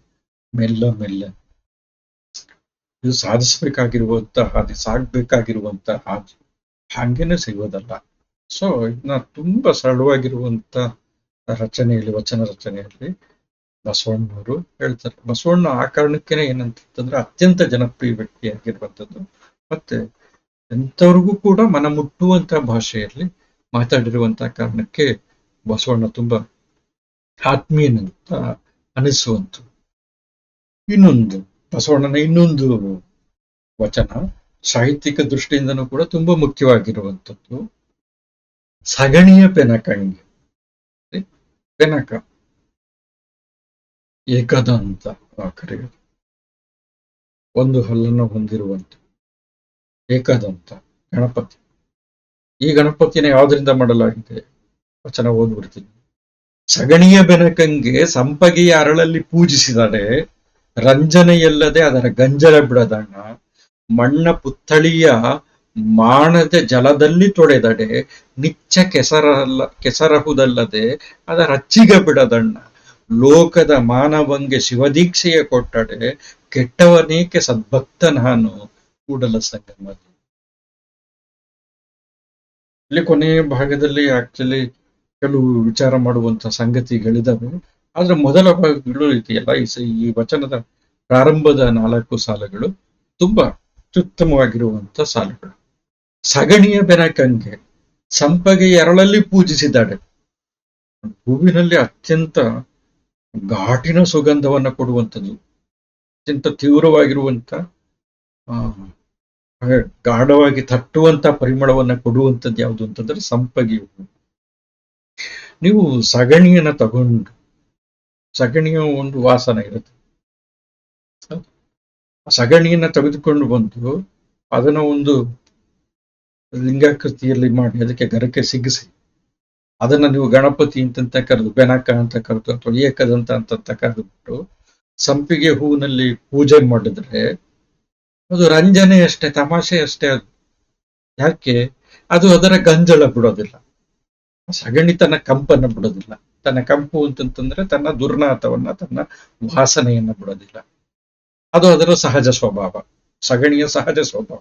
ನೀವು ಎಷ್ಟೇ ಪರಿಮಳಯುಕ್ತವಾಗಿರುವಂತಹ ಹೂವನ್ನ ಅದರ ತುಂಬಾ ರಾಶಿ ತಂದು ಸುರಿರಿ, ಆದ್ರೂ ಕೂಡ ಸಗಣಿಯ ವಾಸನೆ ಬಂದೇ ಬರುತ್ತೆ. ಇದು ಒಂದು ಹೋಲಿಕೆ. ಇನ್ನೊಂದು ಮಣ್ಣ ಪುತ್ತಳಿ ಅಂತಂದ್ರೆ ಗೊಂಬೆ. ಮಣ್ಣ ಪುತ್ತಳಿಯ ಮಾಡದೆ ದಟ್ ಮೀನ್ಸ್ ಬಿಡದೆ. ಮಣ್ಣ ಪುತ್ತಳಿಯನ್ನು, ಮಣ್ಣಿನ ಗೊಂಬೆನ ನಾನು ಏನ್ ಮಾಡ್ತೀನಿ ಅಂತಂದ್ರೆ ಚೆನ್ನಾಗಿ ತೊಳಿತೀನಿ, ನೀಟಾಗಿ ಕ್ಲೀನ್ ಮಾಡ್ತೀನಿ ಅಂತಂದ್ಬಿಟ್ಟು ಮಾಣದ ಜಲದಲ್ಲಿ ತೊಳೆದಡೆ ನಿಚ್ಚ ಕೆಸರಹುದಲ್ಲದೆ. ನೀವು ಮಣ್ಣಿನ ಗೊಂಬೆನ ತಗೊಂಡು ಬಂದು ಚೆನ್ನಾಗಿ ತೊಳಿತೀನಿ, ನೀರಿನಲ್ಲಿ ತೊಳೆದು ಶುದ್ಧ ಮಾಡ್ತೀನಿ ಅಂತಂತ ಹೋದ್ರೆ, ಜಲ ಅಂತಂತಂದ್ರೆ ಶುದ್ಧ ಮಾಡುವಂತ ವಸ್ತು. ಶುದ್ಧ ಮಾಡ್ತೀವಿ ಅಂತಂತ ಹೋದ್ರೆ ಆ ನೀರನ್ನ ತೆಗೆದುಕೊಂಡು ಮಣ್ಣಿನ ಗೊಂಬೆ ಮೇಲೆ ಸುಟ್ಟು ನೀಟಾಗಿ ತೊಳಿತೀವಿ ಅಂತಂತ ಹೋದ್ರೆ ಆ ಮಣ್ಣಿನಿಂದ ಹೊರಹೊಮ್ಮೋದೇನು? ಕೆಸರು. ನಿಚ್ಚ ಕೆಸರಹುದಲ್ಲದೆ ಅದರ ಅಚ್ಚಿಗೆ ಬಿಡೋದನ್ನ, ಅದರ ನೀಚತನ ಬಿಡೋದಿಲ್ಲ, ಅದರ ಕೆಸರುತನವನ್ನದು ಬಿಡೋದಿಲ್ಲ. ಜಲದ ಸಂಪರ್ಕ ಬಂದ್ರೂ ಕೂಡ, ನಿರ್ಮಲ ಮಾಡುವಂತ ಜಲದ ಸಂಪರ್ಕಕ್ಕೆ ಬಂದ್ರೂ ಕೂಡ ಅದರ ಮೂಲ ಸ್ವರೂಪಕ್ಕೆ ಅದು ಬಂದ್ಬಿಡುತ್ತೆ, ಕೆಸರಾಗತ್ತೆ. ಅದರ ಹೀನತನ ಎದ್ದು ಕಾಣುತ್ತೆ. ತನ್ನ ಸಗಣಿತನವನ್ನ ಹೆಂಗೆ ಬಿಡೋದಿಲ್ವೋ ಅದೇ ತರ ಮಣ್ಣು ತನ್ನ ಕೆಸರುತನವನ್ನ ಬಿಡೋದಿಲ್ಲ. ಸೊ ಅದೇ ತರ ಲೋಕದ ಮನುಷ್ಯನಿಗೆ ನೋಡ್ರಿ, ಲೋಕದ ಮನುಷ್ಯರಿಗೆ ಶಿವದೀಕ್ಷೆಯನ್ನ ಕೊಟ್ರೆ ಶಿವದೀಕ್ಷೆಯನ್ನು ಕೊಟ್ರೆ ಆ ಲೋಕದ ಮನುಷ್ಯ ಎಂತವನು? ಅವನು ಕೆಟ್ಟವನು. ಆ ಲೋಕದ ಮನುಷ್ಯ ಎಲ್ಲರೂ ಕೆಟ್ಟವರು ಅಂತಂತ ಇಲ್ಲಿ ಹೇಳ್ತಿಲ್ಲ. ಮೊದಲಿಗೆ ಲೋಕದ ಮನುಷ್ಯರಲ್ಲಿ ಕೆಟ್ಟವನಾಗಿರುವಂತವನಿಗೆ ಶಿವದೀಕ್ಷೆಯನ್ನ ಕೊಟ್ರೆ ಆ ಕೆಟ್ಟವನೇಕೆ ಸದ್ಭಕ್ತನ? ಆ ಕೆಟ್ಟವನು ಸದ್ಭಕ್ತನಾಗೋದಕ್ಕೆ ಸಾಧ್ಯನಾ? ಸಗಣಿತನವನ್ನು ಬಿಡೋದಕ್ಕೆ ಸಾಧ್ಯನಾ? ಅಥವಾ ಮಣ್ಣುತನ ಕೆಸರುತನವನ್ನು ಬಿಡೋದಕ್ಕೆ ಸಾಧ್ಯನಾ? ಕೆಟ್ಟವನು ತನ್ನ ಕೆಟ್ಟತನವನ್ನು ಬಿಡೋದಕ್ಕೆ ಸಾಧ್ಯನಾ? ಇಲ್ಲ, ಅದು ವ್ಯರ್ಥ, ನಿಷ್ಪ್ರಯೋಜಕ ಅಂತಂತ ಹೇಳ್ತೀವಿ. ಇದು ಹಿಂಗಿದೆ ಇದು ವಚನ. ಸಾಹಿತ್ಯಿಕ ದೃಷ್ಟಿಯಿಂದ ಮೊದಲ 4 ಸಾಲುಗಳು ತುಂಬಾ ಅತ್ಯುತ್ತಮವಾಗಿದೆ. ಆದ್ರೆ ಕೊನೆಯ 3 ಸಾಲುಗಳಿದೆಯಲ್ಲ, ಕೊನೆಯ 3 ಸಾಲುಗಳು ಸ್ವಲ್ಪ ಚರ್ಚಾರ್ಹ ಅಂತಂತ ಅನ್ಸುತ್ತೆ ನನಗೆ. ಕುವೆಂಪು ಇದೇ ಸಂದರ್ಭದಲ್ಲಿ ಹೇಳಿರುವಂತ ಮಾತು ರಾಮಾಯಣ ದರ್ಶನಕ್ಕೆ ರಾಮಾಯಣ ದರ್ಶನಂನಲ್ಲಿ ಹೇಳ್ತಾರೆ. ಶ್ರೀ ರಾಮಾಯಣ ದರ್ಶನಂನಲ್ಲಿ ಅವರು ಹೇಳುವಂಥದ್ದು ಏನಂತಂದ್ರೆ, ಅದು ದರ್ಶನದ ದರ್ಶನ, ಅಲ್ಲೊಂದು ವಿಷನ್ ಇದೆ, ಕಾಣ್ಕೆ ಅಂದ್ಬಿಟ್ಟು. ಏನು ಪಾಪಿಗುದ್ಧಾರ ಮಿಹುದವು ಸೃಷ್ಟಿಯ ಈ ಮಹದ್ವ್ಯೂಹ ರಚನೆಯಲ್ಲಿ ಅಂತಂತ ಹೇಳ್ತಾರೆ. ಪಾಪಿಯಾಗಿರುವಂತಹ ವ್ಯಕ್ತಿಯೂ ಕೂಡ ಈ ಸೃಷ್ಟಿಯ ಅದ್ಭುತ ರಚನೆಯಲ್ಲಿ ಉದ್ಧಾರತನದ ಬಾಗಿಲು ಅನ್ನುವಂಥದ್ದು ತೆರೆದಿದೆ. ಯಾರೂ ಕೂಡ ನಿರಂತರವಾಗಿ ಇಲ್ಲಿ ಅವನತಿಗೆ ಸಾಗೋದಕ್ಕೆ ಅಂತಂತ ಬಂದಿಲ್ಲ. ಎಲ್ಲರಿಗೂ ಕೂಡ ಅವರವ್ರದೇ ಆಗಿರುವಂತ ಒಂದು ಬಿಡುಗಡೆಯ ಬಾಗಿಲಿದೆ. ಪಾಪಿಗೂ ಕೂಡ ಉದ್ಧಾರದ ಮಾರ್ಗ ಇದೆ ಅಂತ ಹೇಳ್ತಾರೆ. ಬಸವಣ್ಣ ಇಲ್ಲಿ ಹೇಳ್ತಿರುವಂತದ್ದು ಏನು ಅಂತಂತಂದ್ರೆ, ಕೆಟ್ಟವನಿಗೆ ಶಿವದೀಕ್ಷೆಯನ್ನು ಕೊಟ್ಟರೆ ಅಂತವನು ಯಾಕೆ ಉದ್ಧಾರ ಆಗ್ತಾನೆ? ಅವನು ಉದ್ಧಾರ ಆಗೋದಿಲ್ಲ. ಶಿವದೀಕ್ಷೆ ಕೊಡುವಂಥದ್ದು ವ್ಯರ್ಥ ಅಂತಂದ್ಬಿಟ್ಟು. ಆದ್ರೆ ಬಸವಣ್ಣ ಈಗ ಎಂಥವ್ರ ಬಗ್ಗೆ ಈ ತರ ಯಾರು ಕೆಟ್ಟವರಾಗಿದ್ದಾರೆ ಅಂಥವ್ರ ಬಗ್ಗೆ ಇಷ್ಟು ಕಠೋರವಾಗಿರುವಂತಹ ಮನಸ್ಸನ್ನ ಹೊಂದಿದ್ದಾರೆ ಅಂತಂತ ಅರ್ಥ ಮಾಡ್ಕೊಳ್ಬೇಕು. ಅಥವಾ ಬಸವಣ್ಣಂದೇ ಇನ್ನೊಂದು ವಚನ ಇದೆ, ಇವನ ಯಾರವ ಅಂತಂತ ಎಂದೆನಿಸದಿರಲಿಲ್ಲ, ಇವ ನಮ್ಮವ ಎಂದೆನಿಸೈ, ಅವನು ಯಾರಾದವಾಗಿಲ್ಲ, ಕೂಡಲ ಸಂಗಮ ದೇವನ ಮಗನೆಂದೆನಿಸೈ. ಇದು ಮಾತ್ರನು ಕೂಡ ಬಸವಣ್ಣವರೇ ಹೇಳಿದರು. ಬಸವಣ್ಣನ ಹೆಂಗ ಅರ್ಥ ಮಾಡ್ಕೊಳ್ಬೇಕು? ಇವೆರಡರನ್ನೂ ಒಟ್ಟಿಗೆ ಇಟ್ಕೊಂಡೆ ನೋಡ್ಬೇಕು. ಬಸವಣ್ಣ ಆಕ್ಚುಲಿ ತಿದ್ದೋದಕ್ಕೆ ಪ್ರಯತ್ನ ಪಟ್ಟಿದ್ದಾರೆ. ಬಸವಣ್ಣ ಸುಧಾರಕ, ತಿದ್ದೋದಕ್ಕೆ ಪ್ರಯತ್ನ ಪಟ್ಟಿದ್ದಾರೆ. ಕೆಲವರು ಬದಲಾಗಿದ್ದಾರೆ, ಜೀವನವನ್ನ ತಿದ್ದುಕೊಂಡಿದ್ದಾರೆ, ಬದುಕಿ ಬಾಳಿದರೆ ಉನ್ನತ ಸ್ಥಾನವನ್ನ, ಉನ್ನತ ಗೌರವದ ಸ್ಥಾನ, ದುಡ್ಡಿನ ಲೆಕ್ಕದಲ್ಲ, ಗೌರವದ ಸ್ಥಾನವನ್ನು, ವ್ಯಕ್ತಿತ್ವದ ಹಿರಿಮೆಯನ್ನು ತೋರಿಸಿದ್ದಾರೆ. ಇನ್ನು ಕೆಲವರು ಆಗದೇ ಇರ್ಬೋದು, ಬಹುಶಃ ಆ ಸಂದರ್ಭದಲ್ಲಿ ಬೇಸರದಿಂದ ಬಸವಣ್ಣ ಇಂಥ ಮಾತುಗಳನ್ನು ಹೇಳಿರ್ಬೋದು. ಆದ್ರೆ ಬಸವಣ್ಣನ ಮೂಲ ನೆಲೆ ಏನು ಅಂತಂದ್ರೆ, ಎಲ್ಲರನ್ನೂ ಕೂಡ ತಾಯಿಯ ವಾತ್ಸಲ್ಯದಿಂದ ಸ್ವೀಕರಿಸುವಂಥದ್ದು. ಹಾಗಾಗಿ ಏನಂತಂದ್ರೆ, ಕೂಡಲ ಸಂಗಮ ದೇವ ಮೆಚ್ಚೋದಿಲ್ಲ, ನಮ್ಮವನಲ್ಲ ಅಂತ ತಿರಸ್ಕರಿಸಿದ್ರು. ಅನ್ಯರ ಕಂಡು ಅಸಹ್ಯ ಪಡಬೇಡ ಅಂತಂತ ಬಸವಣ್ಣ ಹೇಳ್ತಾರೆ. ಇದು ಅಂತರಂಗ ಶುದ್ಧಿ, ಇದು ಬಹಿರಂಗ ಶುದ್ಧಿ ಬಸವಣ್ಣ ಹೇಳುತ್ತೆ. ಇಂಥ ಬಸವಣ್ಣ ಈ ತರ ಮಾತನ್ನ ಹೇಳ್ತಾರೆ ಅಂತಂದ್ರೆ, ಬಹುಶಃ ಯಾವುದೋ ಸಂದರ್ಭದಲ್ಲಿ ರೋಸಿ ಹೋಗಿರ್ಬೋದು, ಆ ಕ್ಷಣದಲ್ಲಿ ಸಂದರ್ಭದಲ್ಲಿ ಆ ಮಾತು ಬಂದಿರಬಹುದು ಅಂತ ನನ್ಗನ್ಸುತ್ತೆ. ಈ 2 ವಚನಗಳನ್ನ ಬಸವಣ್ಣನಿಗೆ ಸಂಬಂಧಪಟ್ಟಂಗೆ ಈ ಭಾಗದಲ್ಲಿ ಇಡಲಾಗಿದೆ. ನಂತರ ಬಸವಣ್ಣನ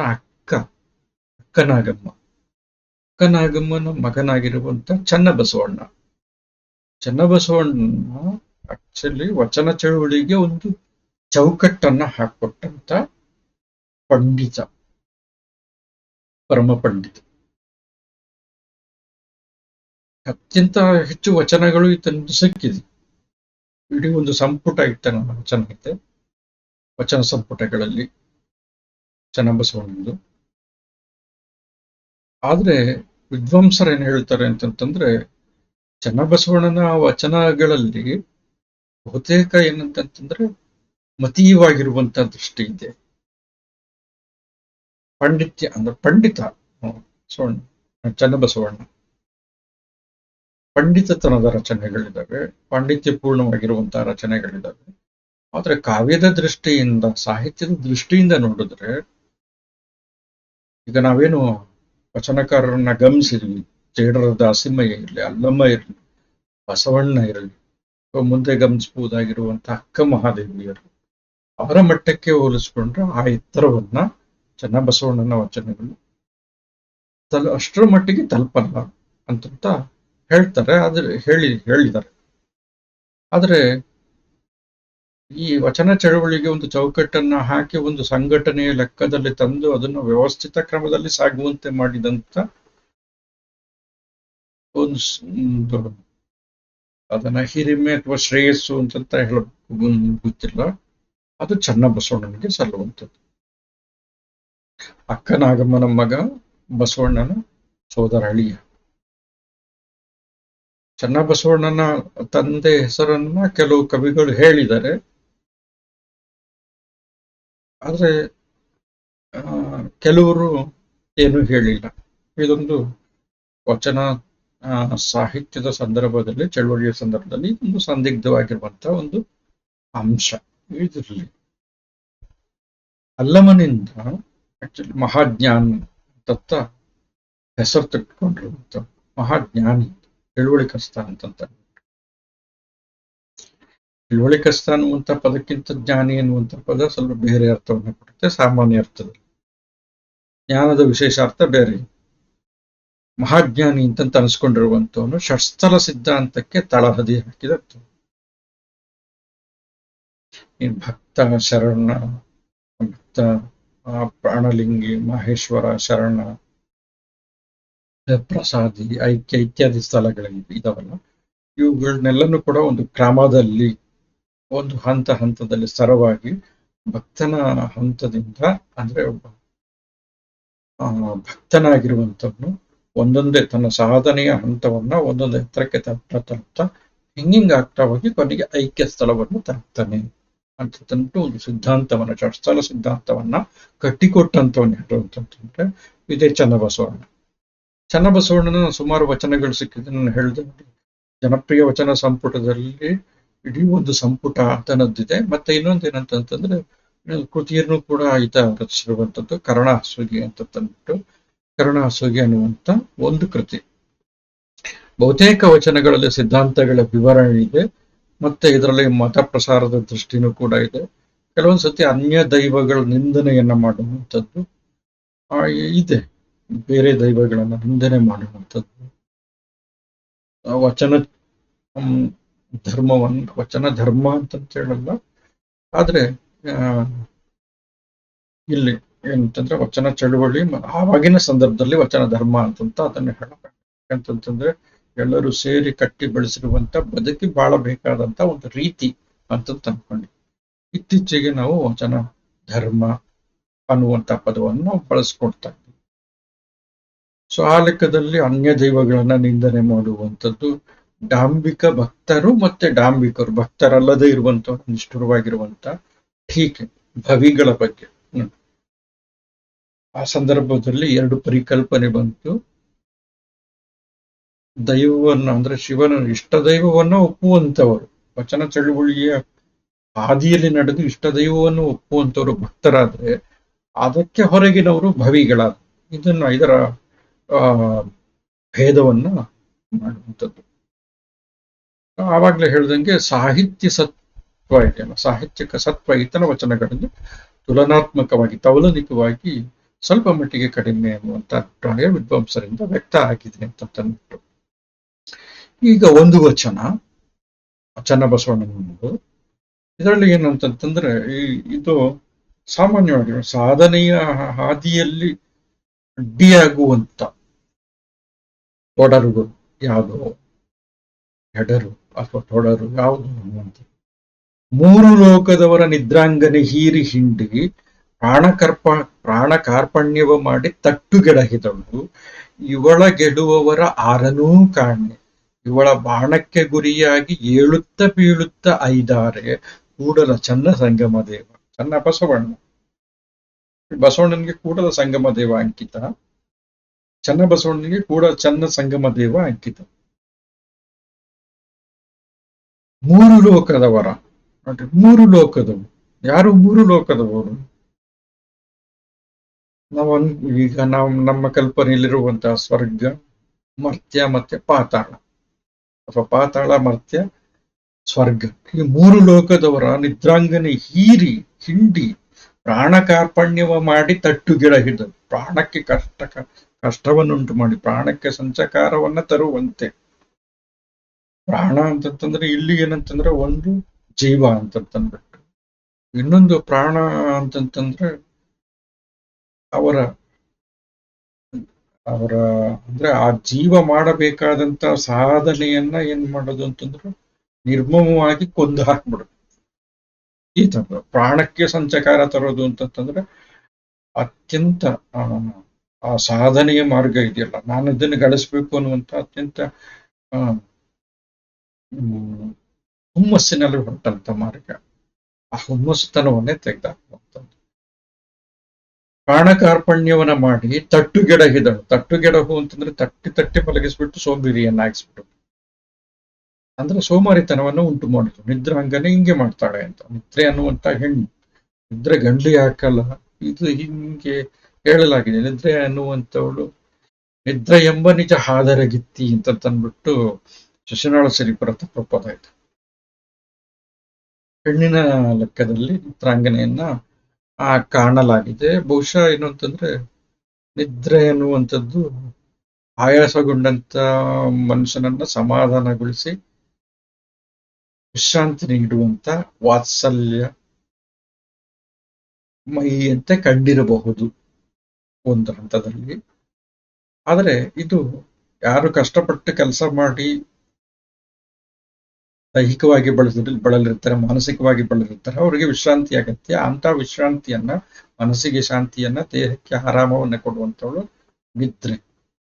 ಸೊ ಹಾಗಾಗಿ ಏನಂತಂದ್ರೆ ತಟ್ಟಿ ಮಲಗಿಸುವಂಥವ್ಳು ತಾಯಿಯ ತರ ಅನ್ನುವಂತ ಕಾರಣಕ್ಕೆ ನಿದ್ರಾಂಗನೆ ಅಂತಂತ ಹೇಳಿರ್ಬೋದು. ಇನ್ನೊಂದು ಏನಂತಂತಂದ್ರೆ ಅನವಶ್ಯಕವಾಗಿ ದಾರಿ ತಪ್ಪಿಸುವಂಥವ್ಳು, ಅಂದ್ರೆ ಸೋಂಬೇರಿಯನ್ನಾಗಿ ಮಾಡುವಂಥವ್ಳು, ಸೋಮಾರಿಯನ್ನಾಗಿ ಮಾಡುವಂಥ ಅನ್ನುವಂತ ಲೆಕ್ಕದಲ್ಲಿ ಈ ನಿದ್ರಾಂಗನೆ ಇದ್ದಾಳು.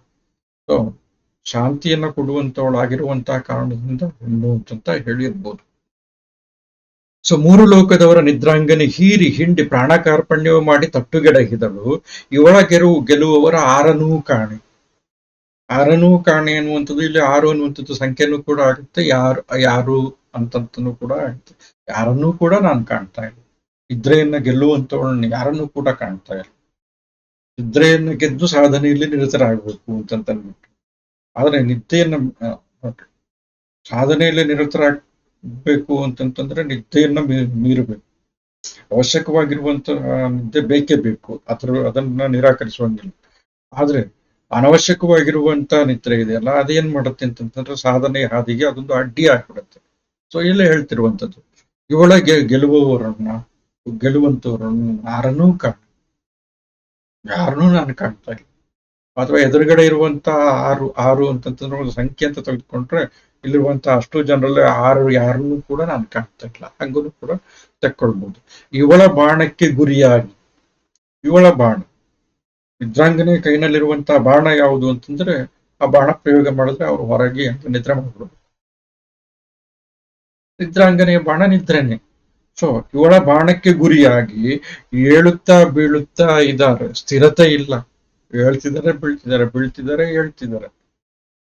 ದೃಢತೆ ಇಲ್ಲ, ನಡಿಗೆ ಅನ್ನುವಂಥದ್ದಿಲ್ಲ, ಮುಂದೆ ಹೋಗುವಂಥದ್ದಿಲ್ಲ. ಬೀಳುತ್ತಾ ಬೀಳುತ್ತಾ ಇದ್ದಾರೆ. ಯಾರು?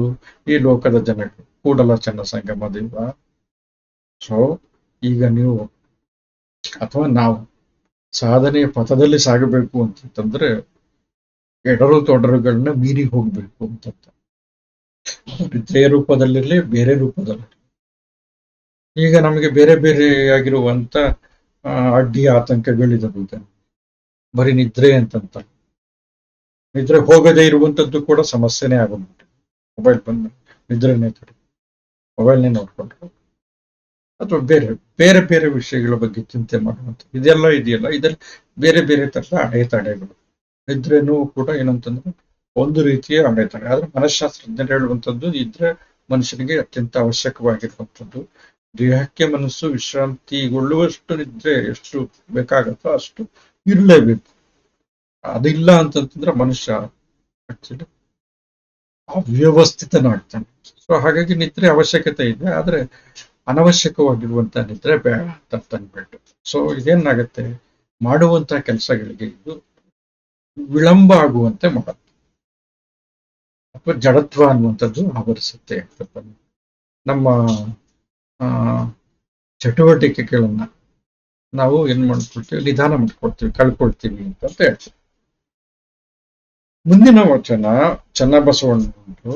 ಇದು ಆಕ್ಚುಲಿ ಏನಂತಂತಂದ್ರೆ, ಬಸವಣ್ಣನನ್ನ ಇಲ್ಲಿ ಏನ್ ಮಾಡಲಾಗಿದೆ ಅಂತಂದ್ರೆ ಪೌರಾಣೀಕರಿಸ್ಬಿಟ್ಟಿದೆ. ಬಸವಣ್ಣ ಇದ್ದಂತ ಕಾಲದಲ್ಲೇ ಬಸವಣ್ಣನ ಪುರಾಣೀಕರಿಸಿರುವಂಥದ್ದು. ಇದು ಯಾಕೆ ಹಿಂಗ ಆಗ್ಬಿಟ್ಟಿದೆ, ಯಾಕೆ ಈ ತರ ಆಗಿದೆ ಅಂತಂದ್ರೆ, ಪ್ರಾರಂಭದಲ್ಲಿ ಹೇಳಿದ್ದೇನು ಅಂತಂತಂದ್ರೆ, ಚನ್ನಬಸವಣ್ಣ ಏನ್ ಮಾಡ್ತಾನೆ ಅಂತಂದ್ರೆ ಮತ ಪ್ರಸಾರಕವಾಗಿರುವಂತ ದೃಷ್ಟಿಯನ್ನ ಹೊಂದಿರುವಂತ ಒಬ್ಬ ವ್ಯಕ್ತಿ. ಸೊ ಹಾಗಾಗಿ ಬಸವಣ್ಣನನ್ನ ಏನ್ ಯಾವ ತರ ಒಂದು ಚಿತ್ರಿಸ್ತಾನೆ ಅಂತಂತಂದ್ರೆ, ಬಸವಣ್ಣ ಅಂತಂತಂದ್ರೆ ಎಲ್ಲನೂ ಕೂಡ, ಆದ್ರೆ ಬಸವಣ್ಣ ನನ್ನ ಮನಸ್ಸು ಮರ್ಕಟ್ಟದಂತೆ, ಬಸವಣ್ಣ ನನ್ನ ಹೇಳ್ಕೊಂಡಿರುವಂಥದ್ದು ನನ್ನ ಮನಸ್ಸು ಅತಿ ಹಣ್ಣಿನಂತೆ, ಹಿಂಗೆ ಹೇಳ್ಕೊಂಡು ಅತ್ಯಂತ ವಿನಯವಾಗಿ ಭೂಮಿ ಮೇಲೆ ನಿಂತಿದ್ದಾನೆ, ನೆಲದ ಮೇಲೆ ನಿಂತಿದ್ದಾನೆ ಬಸವಣ್ಣ. ಆದ್ರೆ ಚನ್ನಬಸವಣ್ಣ ಏನ್ ಮಾಡ್ತಿದ್ದಾನೆ ಅಂತಂದ್ರೆ, ಬಸವಣ್ಣನ ತೆಗೆದುಕೊಂಡು ಹೋಗಿ ಆಕಾಶಕ್ಕೆ ಅವನ ಬಸವಣ್ಣನ ನೆತ್ತಿಯನ್ನ ಮುಟ್ಟಿಸ್ತಾನೆ. ಅಂದ್ರೆ ಬಸವಣ್ಣನ ಬಗ್ಗೆ ಅಷ್ಟು ಗೌರವ ಇದೆ ಚನ್ನಬಸವಣ್ಣನಿಗೆ, ಅದನ್ನ ನಾವು ನಿರಾಕರಿಸೋಂಗಿಲ್ಲ. ಆದ್ರೆ ತನ್ನ ಜೊತೆಗೆ ಇದ್ದಂತ ಒಬ್ಬ ವ್ಯಕ್ತಿ ಬಸವಣ್ಣನನ್ನ, ತನ್ನ ವ್ಯಕ್ತಿತ್ವ ತುಂಬಾ ದೊಡ್ಡದು, ಅಳತೆ ಮಾಡಲಾಗದಂತ ವ್ಯಕ್ತಿತ್ವ, ಅದನ್ನ ಒಪ್ಪೋಣ. ಆದ್ರೆ ಅದನ್ನ ಒಪ್ತಾನೆ ಏನಂತಂದ್ರೆ, ಬಸವಣ್ಣನನ್ನ ಆಕ್ಚುಲಿ ಪುರಾಣ ಪುರುಷನ ರೂಪದಲ್ಲಿ, ಮತ್ತೆ ಇನ್ನೊಂದೇನಂತಂದ್ರೆ ಈ ವಚನದಲ್ಲಿ ಬಸವಣ್ಣನನ್ನ ನಾವು ಬಸವ ಜಯಂತಿ ಇತ್ಯಾದಿಯನ್ನ ಆಚರಿಸ್ಬೇಕಾದ್ರೆ ಬಸವಣ್ಣನನ್ನ ಆಚರಿಸುವಂಥದ್ದು ನಾವು ನೋಡ್ತೀವಿ. ಆದ್ರೆ ಇನ್ನೊಂದು ಏನ್ ಮಾಡ್ತೀವಿ ಅಂತಂತಂದ್ರೆ, ಬಸವಣ್ಣ ಅಂತಂತಂದ್ರೆ ಒಂದು ಎತ್ತನ್ನ ತೆಗೆದುಕೊಂಡು ಬಂದು ಅದರ ಪೂಜೆ ಮಾಡ್ತೀವಿ. ಇಲ್ಲಿ ಆ ಲೆಕ್ಕದಲ್ಲಿದೆ, ಬಸವಣ್ಣ ಒಬ್ಬ ವ್ಯಕ್ತಿಯಾಗಿಲ್ಲ. ಇಲ್ಲಿ ಬಸವಣ್ಣ ಏನಾಗಿದೆ ಅಂತ ಒಂದು ಎತ್ತು ಅಥವಾ ಒಂದು ಗೂಳಿಯ ಲೆಕ್ಕದಲ್ಲಿ, ಆ ಲೆಕ್ಕದಲ್ಲಿ ಇರುವಂತದ್ದು. ಸೊ ಈ ವಚನ ನಾನು ಒಂದ್ಸತಿ ಓದ್ಬಿಟ್ಟು, ಬಸವಣ್ಣನ ಶೃಂಗದಲ್ಲಿ ತುಂಬುರು ನಾರದರು, ಶೃಂಗ ಕೋಡು ಕೊಂಬು ಎರಡಿರುತ್ತೆ. ಬಸವಣ್ಣನ ಶೃಂಗದಲ್ಲಿ ತುಂಬುರ ನಾರದರು, ಬಸವಣ್ಣನ ಲಲಾಟದಲ್ಲಿ ವೀರಗಣಗಳು, ಬಸವಣ್ಣನ ನಯನದಲ್ಲಿ ಸೂರ್ಯ ಚಂದ್ರರು, ಬಸವಣ್ಣನ ಕರ್ಣದಲ್ಲಿ ಗಂಗೆ ವಾಳುಕ ಸಮರುದ್ರರು, ಬಸವಣ್ಣನ ನಾಸಿಕದಲ್ಲಿ ವಾಯು, ಬಸವಣ್ಣನ ದಂತದಲ್ಲಿ ಭೃಂಗೀಶ್ವರ ದೇವರು, ಬಸವಣ್ಣನ ಕೊರಳಲ್ಲಿ ಈರೇಳು ಭವನಗಳು, ಬಸವಣ್ಣನ ಅಂಡದಲ್ಲಿ ಅಷ್ಟಷಷ್ಠಿ ತೀರ್ಥಗಳು, ಬಸವಣ್ಣನ ಬಲದೊಡೆಯಲ್ಲಿ ಅಜ ಹರಿ ಸರಸ್ವತಿ ಪಂಚನದಿ ಮಹಾಗಂಗೆ, ಬಸವಣ್ಣನ ಮಣಿಪಾದದಲ್ಲಿ ದೇವಲೋಕದ ದೇವಗಣಗಳು, ಬಸವಣ್ಣನ ಕಿರುಗುಳಗಿನಲ್ಲಿ ಸಮಸ್ತ ಸಮುದ್ರಗಳು, ಈ ಸಪ್ತ ಸಮುದ್ರದೊಳಗಿಹ ಸಕಲ ಪ್ರಾಣಿಗಳಿಗೆ ಸಂಕೀರ್ಣತೆಯಾದೀತೆಂದು ಬಾಲದಂಡದಲ್ಲಿತ್ತಿ ತಡಿಗೆ ಸೇರಿಸಿದನು ನಮ್ಮ ಬಸವಣ್ಣನು.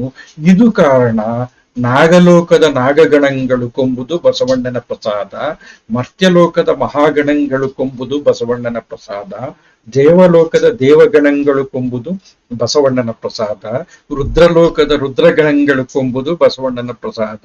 ಇಂದು ನಮ್ಮ ಬಸವಣ್ಣನ ಪ್ರಸಾದವನ್ನು ಉಂಡು ಕೊಂಡು ಕೊಟ್ಟು ಅನ್ಯ ದೈವಂಗಳ ಹೊಗಳುವ ಕುನ್ನಿಗಳನ್ನ ಏನೆಂಬೆ ಕೂಡಲ ಚನ್ನ ಸಂಗಮ ದೇವ. ವಚನ ಆಕ್ಚುಲಿ ಒಂದು ಕ್ರಮದಲ್ಲಿ ಸಾಗಿ ಬಂದಿದ್ದು ತುಂಬಾ ಚೆನ್ನಾಗಿದೆ. ಆದ್ರೆ ಇಲ್ಲಿ ಏನಾಗ್ತಿದೆ ಅಂತಂದ್ರೆ, ಅನ್ಯ ದೈವಗಳನ್ನ ಹೊಗಳುವಂತವ್ರು ಇದಾರಲ್ಲ, ಅಂತವ್ರು ಕುನ್ನಿಗಳು, ಪರಮತ ನಿಂದೆ ಅಂತ ಹೇಳ್ತೀನಲ್ವಾ. ಸೊ ಅನ್ಯಮತ ನಿಂದೆ ಮಾಡುವಂಥದ್ದು ಇದೆಯಲ್ಲ, ಇದು ಒಂಥರ ಇವತ್ತು ನಾವು ಅದನ್ನ ಮತ್ತೊಂದು ಮತವನ್ನ ನಾವು ಗೌರವಿಸಬೇಕು, ನಮ್ಮ ಮತವನ್ನು ಕೂಡ ನಾವು ಗೌರವಿಸ್ಕೊಳ್ಬೇಕು ಅನ್ನುವಂಥದ್ದನ್ನ ನಾವು ನಮ್ಮ ತಿಳುವಳಿಕೆಯಲ್ಲಿ ನಾವು ಹೊಂದಿದೀವಿ. ಆದ್ರೆ ಇಲ್ಲಿ ಏನಾಗಿದೆ ಅಂತಂದ್ರೆ, ಚನ್ನಬಸವಣ್ಣನ ಈ ವಚನದಲ್ಲಿ ಏನಾಗಿದೆ ಅಂತಂದ್ರೆ ಒಂದ್ ಸ್ವಲ್ಪ ವ್ಯತಿರಿಕ್ತವಾಗಿದೆ. ಇಲ್ಲಿ ಬಸವಣ್ಣನನ್ನ ಹೊಗಳುವಂತ ರೀತಿ ಬೇರೆ ಇರ್ಬೋದಾಗಿತ್ತು. ಆದ್ರೆ ಏನಂತಂತಂದ್ರೆ, ಬಸವಣ್ಣನನ್ನ ಒಂದು ಪಶುವಿಗೆ ಹೋಲಿಸಿ, ಆಕ್ಚುಲಿ ಬಸವಣ್ಣನ ಮಾತಿನಲ್ಲೇನೆ ಇದೆ ಏನಂತಂದ್ರೆ, ಪಶುವಾನು ಪಶುಪತಿ ನೀನು ಅಂತ. ಕೂಡಲ ಸಂಗಮ ದೇವನಿಗೆ ಬಸವಣ್ಣ ಏನ್ ಹೇಳ್ತಿರೋದು ಅಂತಂದ್ರೆ, ನೀನು ಪಶು, ನಾನು ಪಶು. ಬಹುಶಃ ಈ ವಚನ ಚನ್ನಬಸವಣ್ಣನ ಮನಸ್ಸಿನಲ್ಲಿತ್ತು ಏನೋ ಗೊತ್ತಿಲ್ಲ. ಪಶುಪತಿ ಕಲ್ಪ ನಾನು ಕೆಸರಿನಲ್ಲಿ ಮುಳುಗ್ತಾ ಇದ್ದೀನಿ, ನಿನ್ನ ಕೊಂಬನ್ನ ಹಿಡಿದು ಮೇಲೆತ್ತು ಅಂತಂದ್ಬಿಟ್ಟು ಆ ವಚನದಲ್ಲಿ ಬರುತ್ತೆ. ಬಸವಣ್ಣನ ವಚನದಲ್ಲೇ ಬರುವಂಥದ್ದು. ಬಸವಣ್ಣನ ಈ ವಚನ ಚನ್ನಬಸವಣ್ಣನ ಮನಸ್ಸಲ್ಲಿ ಇದ್ದಿರ್ಬೋದೇನೋ ಗೊತ್ತಿಲ್ಲ. ಆದ್ರೆ ಇಲ್ಲಿ ಹೇಳಿರುವಂತದ್ದು ಬಸವಣ್ಣ ಒಂದು ಪಶು ಅಥವಾ ಒಂದು ಎತ್ತು ಅನ್ನುವಂತ ಅರ್ಥದಲ್ಲಿ ಇಲ್ಲಿ ಹೇಳಲಾಗಿದೆ. ಮತ್ತೆ ಒಂದು ಪುರಾಣವನ್ನ ಬಸವಣ್ಣನ ಇಟ್ಕೊಂಡು ಒಂದು ಪುರಾಣವನ್ನ ಕಟ್ಟಲಾಗಿದೆ. ಬಸವಣ್ಣ ಇವೆಲ್ಲವನ್ನೂ ಕೂಡ ಒಳಗೊಂಡಿರುವಂತ ಒಬ್ಬ ವ್ಯಕ್ತಿ, ಒಂದು ವಿಶ್ವರೂಪ ಸದೃಶವಾಗಿರುವಂತ ವ್ಯಕ್ತಿತ್ವ. ಆದ್ರೆ ವ್ಯಕ್ತಿತ್ವವನ್ನ ಹೊಂದಿರುವಂತ ಬಸವಣ್ಣ ವ್ಯಕ್ತಿಯಲ್ಲ, ಮನುಷ್ಯನಲ್ಲ. ಮೊದಲಿಗೆ ಏನಂತಂದ್ರೆ ಅವನು ಒಂದು ಎತ್ತು. ಇದು ಆಕ್ಚುಲಿ ಏನಂತಂದ್ರೆ ಇದು ವಿಚಿತ್ರ. ನಮ್ಮ ಇದು ಅಂದ್ರೆ ಈ ಭಾರತ ಸಂಸ್ಕೃತಿಯಲ್ಲಿ ಆಕ್ಚುಲಿ ಎತ್ತು ಅಥವಾ ಹಸುವನ್ನ ತುಂಬಾ ಗೌರವದಿಂದ ಪವಿತ್ರತೆಯಿಂದ ಕಾಣುವಂಥದ್ದಿದೆ. ಆದ್ರೆ ಬಸವಣ್ಣನಿಗೆ ಆಕ್ಚುಲಿ ಈ ರೀತಿ ಬದುಕಿದ್ದ ಸಂದರ್ಭದಲ್ಲೇ ಈ ರೀತಿ ಕಾಣುವಂಥದ್ದು ಒಂದು ದೃಷ್ಟಿಕೋನ ಶುರು ಆಗಿತ್ತು ಅನ್ನೋದಕ್ಕೆ ನಮ್ಗೆ ಚನ್ನಬಸವಣ್ಣನ ಈ ವಚನದಲ್ಲೇ ಗೊತ್ತಾಗ್ಬಿಡುತ್ತೆ. ಈಗಲೂ ಕೂಡ ಏನಂತಂದ್ರೆ ಬಸವ ಜಯಂತಿಯಲ್ಲಿ ಎತ್ತನ್ನು ಶೃಂಗರಿಸಿ ಪೂಜೆ ಮಾಡುವಂತಹ ಕ್ರಮಗಳೆಲ್ಲರೂ ಕೂಡ ಎಲ್ಲ ಕಡೆ ಇದೆ. ಇತ್ತೀಚೆಗೆ ಏನ್ ಮಾಡ್ತಾರೆ ಅಂತಂದ್ರೆ ವಚನ ಕೃತಿಗಳನ್ನ ಪೂಜಿಸ್ತಾರೆ, ಬಸವಣ್ಣನ ಮೂರ್ತಿಯನ್ನ ಪೂಜಿಸ್ತಾರೆ. ಆದ್ರೆ ಬಸವಣ್ಣ ಹೇಳಿರುವಂತದ್ದು ಏನಂತಂದ್ರೆ ಸಾವರಕ್ಕೆ ಅಳಿವಿದೆ, ಜಂಗಮಕ್ಕೆ ಅಳಿವಿಲ್ಲ ಅಂತಂತ. ಆದ್ರೆ ನಾವು ಪೂಜೆ ಮಾಡ್ತೀವಿ, ಹಿಂಗಿದೆ. ಅದಿರ್ಲಿ. ಈಗ ಈ ವಚನ, ಬಸವಣ್ಣನ ಶೃಂಗದಲ್ಲಿ ತುಂಬುರ ನಾರದರು ಆಕ್ಚುಲಿ ಕೈಲಾಸದಲ್ಲಿ ಸಂಗೀತವನ್ನ ಹಾಡುವಂತ ಶಿವನ ಎದುರುಗಡೆ. ಬಸವಣ್ಣನ ಶೃಂಗದಲ್ಲಿ, ಬಸವಣ್ಣನ ಎರಡು ಕೊಂಬಿನಲ್ಲಿ, ಎರಡು ಕೊಂಬು ಅಂತಂತ ಬಂದಿದ ತಕ್ಷಣ ಏನಂತಂದ್ರೆ ಬಸವಣ್ಣ ಒಂದು ಎತ್ತು ಅಂತಂತ ಆಯ್ತು. ಬಸವಣ್ಣನ ಶೃಂಗದಲ್ಲಿ ತುಂಬುರ ನಾರದ ಒಂದು ಕೊಂಬಿನಲ್ಲಿ, ತುಂಬುರ ಒಂದು ಕೊಂಬಿನಲ್ಲಿ. ಅವರಿಬ್ರು ಕೂಡ ಏನಂತಂದ್ರೆ ಗಾಯಕರು. ನಾರದ ತ್ರಿಲೋಕ ಸಂಚಾರಿ, ಬೇರೆ ವಿಷಯ. ತುಂಬುರ ಕೈಲಾಸದಲ್ಲಿರುವಂತ ಇಬ್ರು ಕೂಡ ಹಾಡ್ತಾ ಇದ್ದಾರೆ. ಬಸವಣ್ಣನು ಕೂಡ ಹಾಡುವಂತವನೇ. ನಿನಗೆ ಕೇಳಿಲ್ಲವಾಗಿ ಆನು ಒಲಿದಂತೆ ಹಾಡುವೆ ಅಂತ ವಚನಗಳನ್ನ ಹಾಡುವಂತ. ಆದ್ರೆ ಇಲ್ಲಿ ಬಸವಣ್ಣ ಎತ್ತಾಗಿದ್ದಾನೆ. ಬಸವಣ್ಣನ ಶೃಂಗದಲ್ಲಿ ತುಂಬುರ ನಾರದರು ಹಾಡ್ತಾ ಇದ್ದಾರೆ. ಬಸವಣ್ಣನ ಲಲಾಟ ಅಂತಂದ್ರೆ ಹಣೆ. ಬಸವಣ್ಣನ ಅಂದ್ರೆ ಆ ಎತ್ತಿನ ಸ್ವರೂಪದಲ್ಲಿರುವಂತಹ ಬಸವಣ್ಣನ ಹಣೆಯಲ್ಲಿ ಏನಿದಾವೆ ಅಂತಂತಂದ್ರೆ ವೀರಗಣಗಳಿದಾವೆ, ಪ್ರಮಥಗಣ. ಬಸವಣ್ಣನ ನಯನದಲ್ಲಿ, ಎತ್ತಿನ ರೂಪದಲ್ಲಿರುವಂತ ಬಸವಣ್ಣನ ಕಣ್ಣಿನಲ್ಲಿ, ಒಂದೊಂದು ಕಣ್ಣಲ್ಲಿ ಸೂರ್ಯ ಮತ್ತೆ ಚಂದ್ರ ಇವರು. ಎಂತ ಅದ್ಭುತವಾಗಿರುವಂತ ಆ ಇದು ಎತ್ತಿನ ಕಲ್ಪನೆ, ಎತ್ತು ಅಥವಾ ಗೂಳಿ ಅಂತ. ಸೂರ್ಯಚಂದ್ರರೇ ಕಣ್ಣುಗಳು, ಸೂರ್ಯಚಂದ್ರರ ಕಣ್ಣುಗಳ ಮಾಡಿ ಹಕ್ಕಿ ಹಾಡುತ್ತಿದೆ ನೋಡಿ. ಬೇಂದ್ರೆ ಹೇಳಿದಂತ ಪದ್ಯ ಇದು. ಇಲ್ಲಿ ಚಂದ್ರನ ತನ್ನ ಕಣ್ಣುಗಳನ್ನ ಮಾಡಿಕೊಂಡು ಬಸವಣ್ಣ ಇದ್ದಾನೆ. ಬಸವಣ್ಣನ ಕರ್ಣದಲ್ಲಿ ಗಂಗೆವಾಳುಕ ಸಮರುದ್ರರು. ಗಂಗೆವಾಳುಕ ಅಸಮರುದ್ರರು ಅಲ್ಲ, ಆಯ್ತು, ಗಂಗೆವಾಳುಕ ಸಮರುದ್ರರು. ಗಂಗೆವಾಳುಕ ಸಮರುದ್ರರು ಅಂತಂತಂದ್ರೆ ಆಕ್ಚುಲಿ ಗಂಗಾ ನದಿ ಸಾಗುವಂತ ಪಾತ್ರದಲ್ಲಿ ಗಂಗಾ ನದಿ ತೀರದುದ್ದಕ್ಕೂ ಕೂಡ ಹೆಂಗೆ ಅಗಣಿತ ಸಂಖ್ಯೆ, ಎಣಿಸಲಾರದಷ್ಟು ಸಂಖ್ಯೆಯ ಮರಳಿನ ಕಣಗಳು ಕಂಡು ಬರ್ತವೋ ಅಷ್ಟು ಸಂಖ್ಯೆಯ ರುದ್ರರಿದ್ದಾರೆ ಅಲ್ಲಿ ಬಸವಣ್ಣನ ಕರ್ಣದಲ್ಲಿ. ಗಂಗೆವಾಳುಕ ಸಮರುದ್ರರು ಅಂತಂದ್ರೆ ಗಂಗಾ ನದಿಯ ಮರಳಿನಂತ ಅಪಾರ ಸಂಖ್ಯೆಯ ರುದ್ರಗಣಗಳು ಬಸವಣ್ಣನ ಕರ್ಣದಲ್ಲಿದ್ದಾರೆ. ಇಂಥ ಬಸವಣ್ಣ ಇರುವಂಥದ್ದು. ಬಸವಣ್ಣನ ನಾಸಿಕದಲ್ಲಿ ಸಾಕ್ಷಾತ್ ವಾಯುದೇವರು. ಬಸವಣ್ಣನ ನಾಸಿಕದಲ್ಲಿ ಬುಸುಗುಟ್ಟಿದ್ರೆ ಒಂದ್ಸತಿ ಆ ಎತ್ತು ಬುಸುಗುಟ್ಟು. ಬಸವಣ್ಣನ ನಾಸಿಕದಲ್ಲಿ ವಾಯು, ಬಸವಣ್ಣನ ದಂತದಲ್ಲಿ ಭೃಂಗೀಶ್ವರ ದೇವರು. ಭೃಂಗಿ ಕೈಲಾಸದಲ್ಲಿ ಶಿವನ ಒಂದು ಗಂಡು. ಬಸವಣ್ಣನ ಕೊರಳಿನಲ್ಲಿ 7 ಭವನಗಳು. 14 ಭುವನ. 14 ಭುವನ, ಸಾಕ್ಷಿ ಭವನ ಅಲ್ಲ, ಭುವನ. 14 ಲೋಕ. ವಿಷ್ಣು ಪುರಾಣಗಳಲ್ಲಿ ಏನ್ ಹೇಳ್ತಾರೆ ಅಂತಂತಂದ್ರೆ ಈ 14 ಲೋಕಗಳು ವಿಷ್ಣುವಿನ ಹೊಟ್ಟೆಯಲ್ಲಿದೆ ಅಂತ.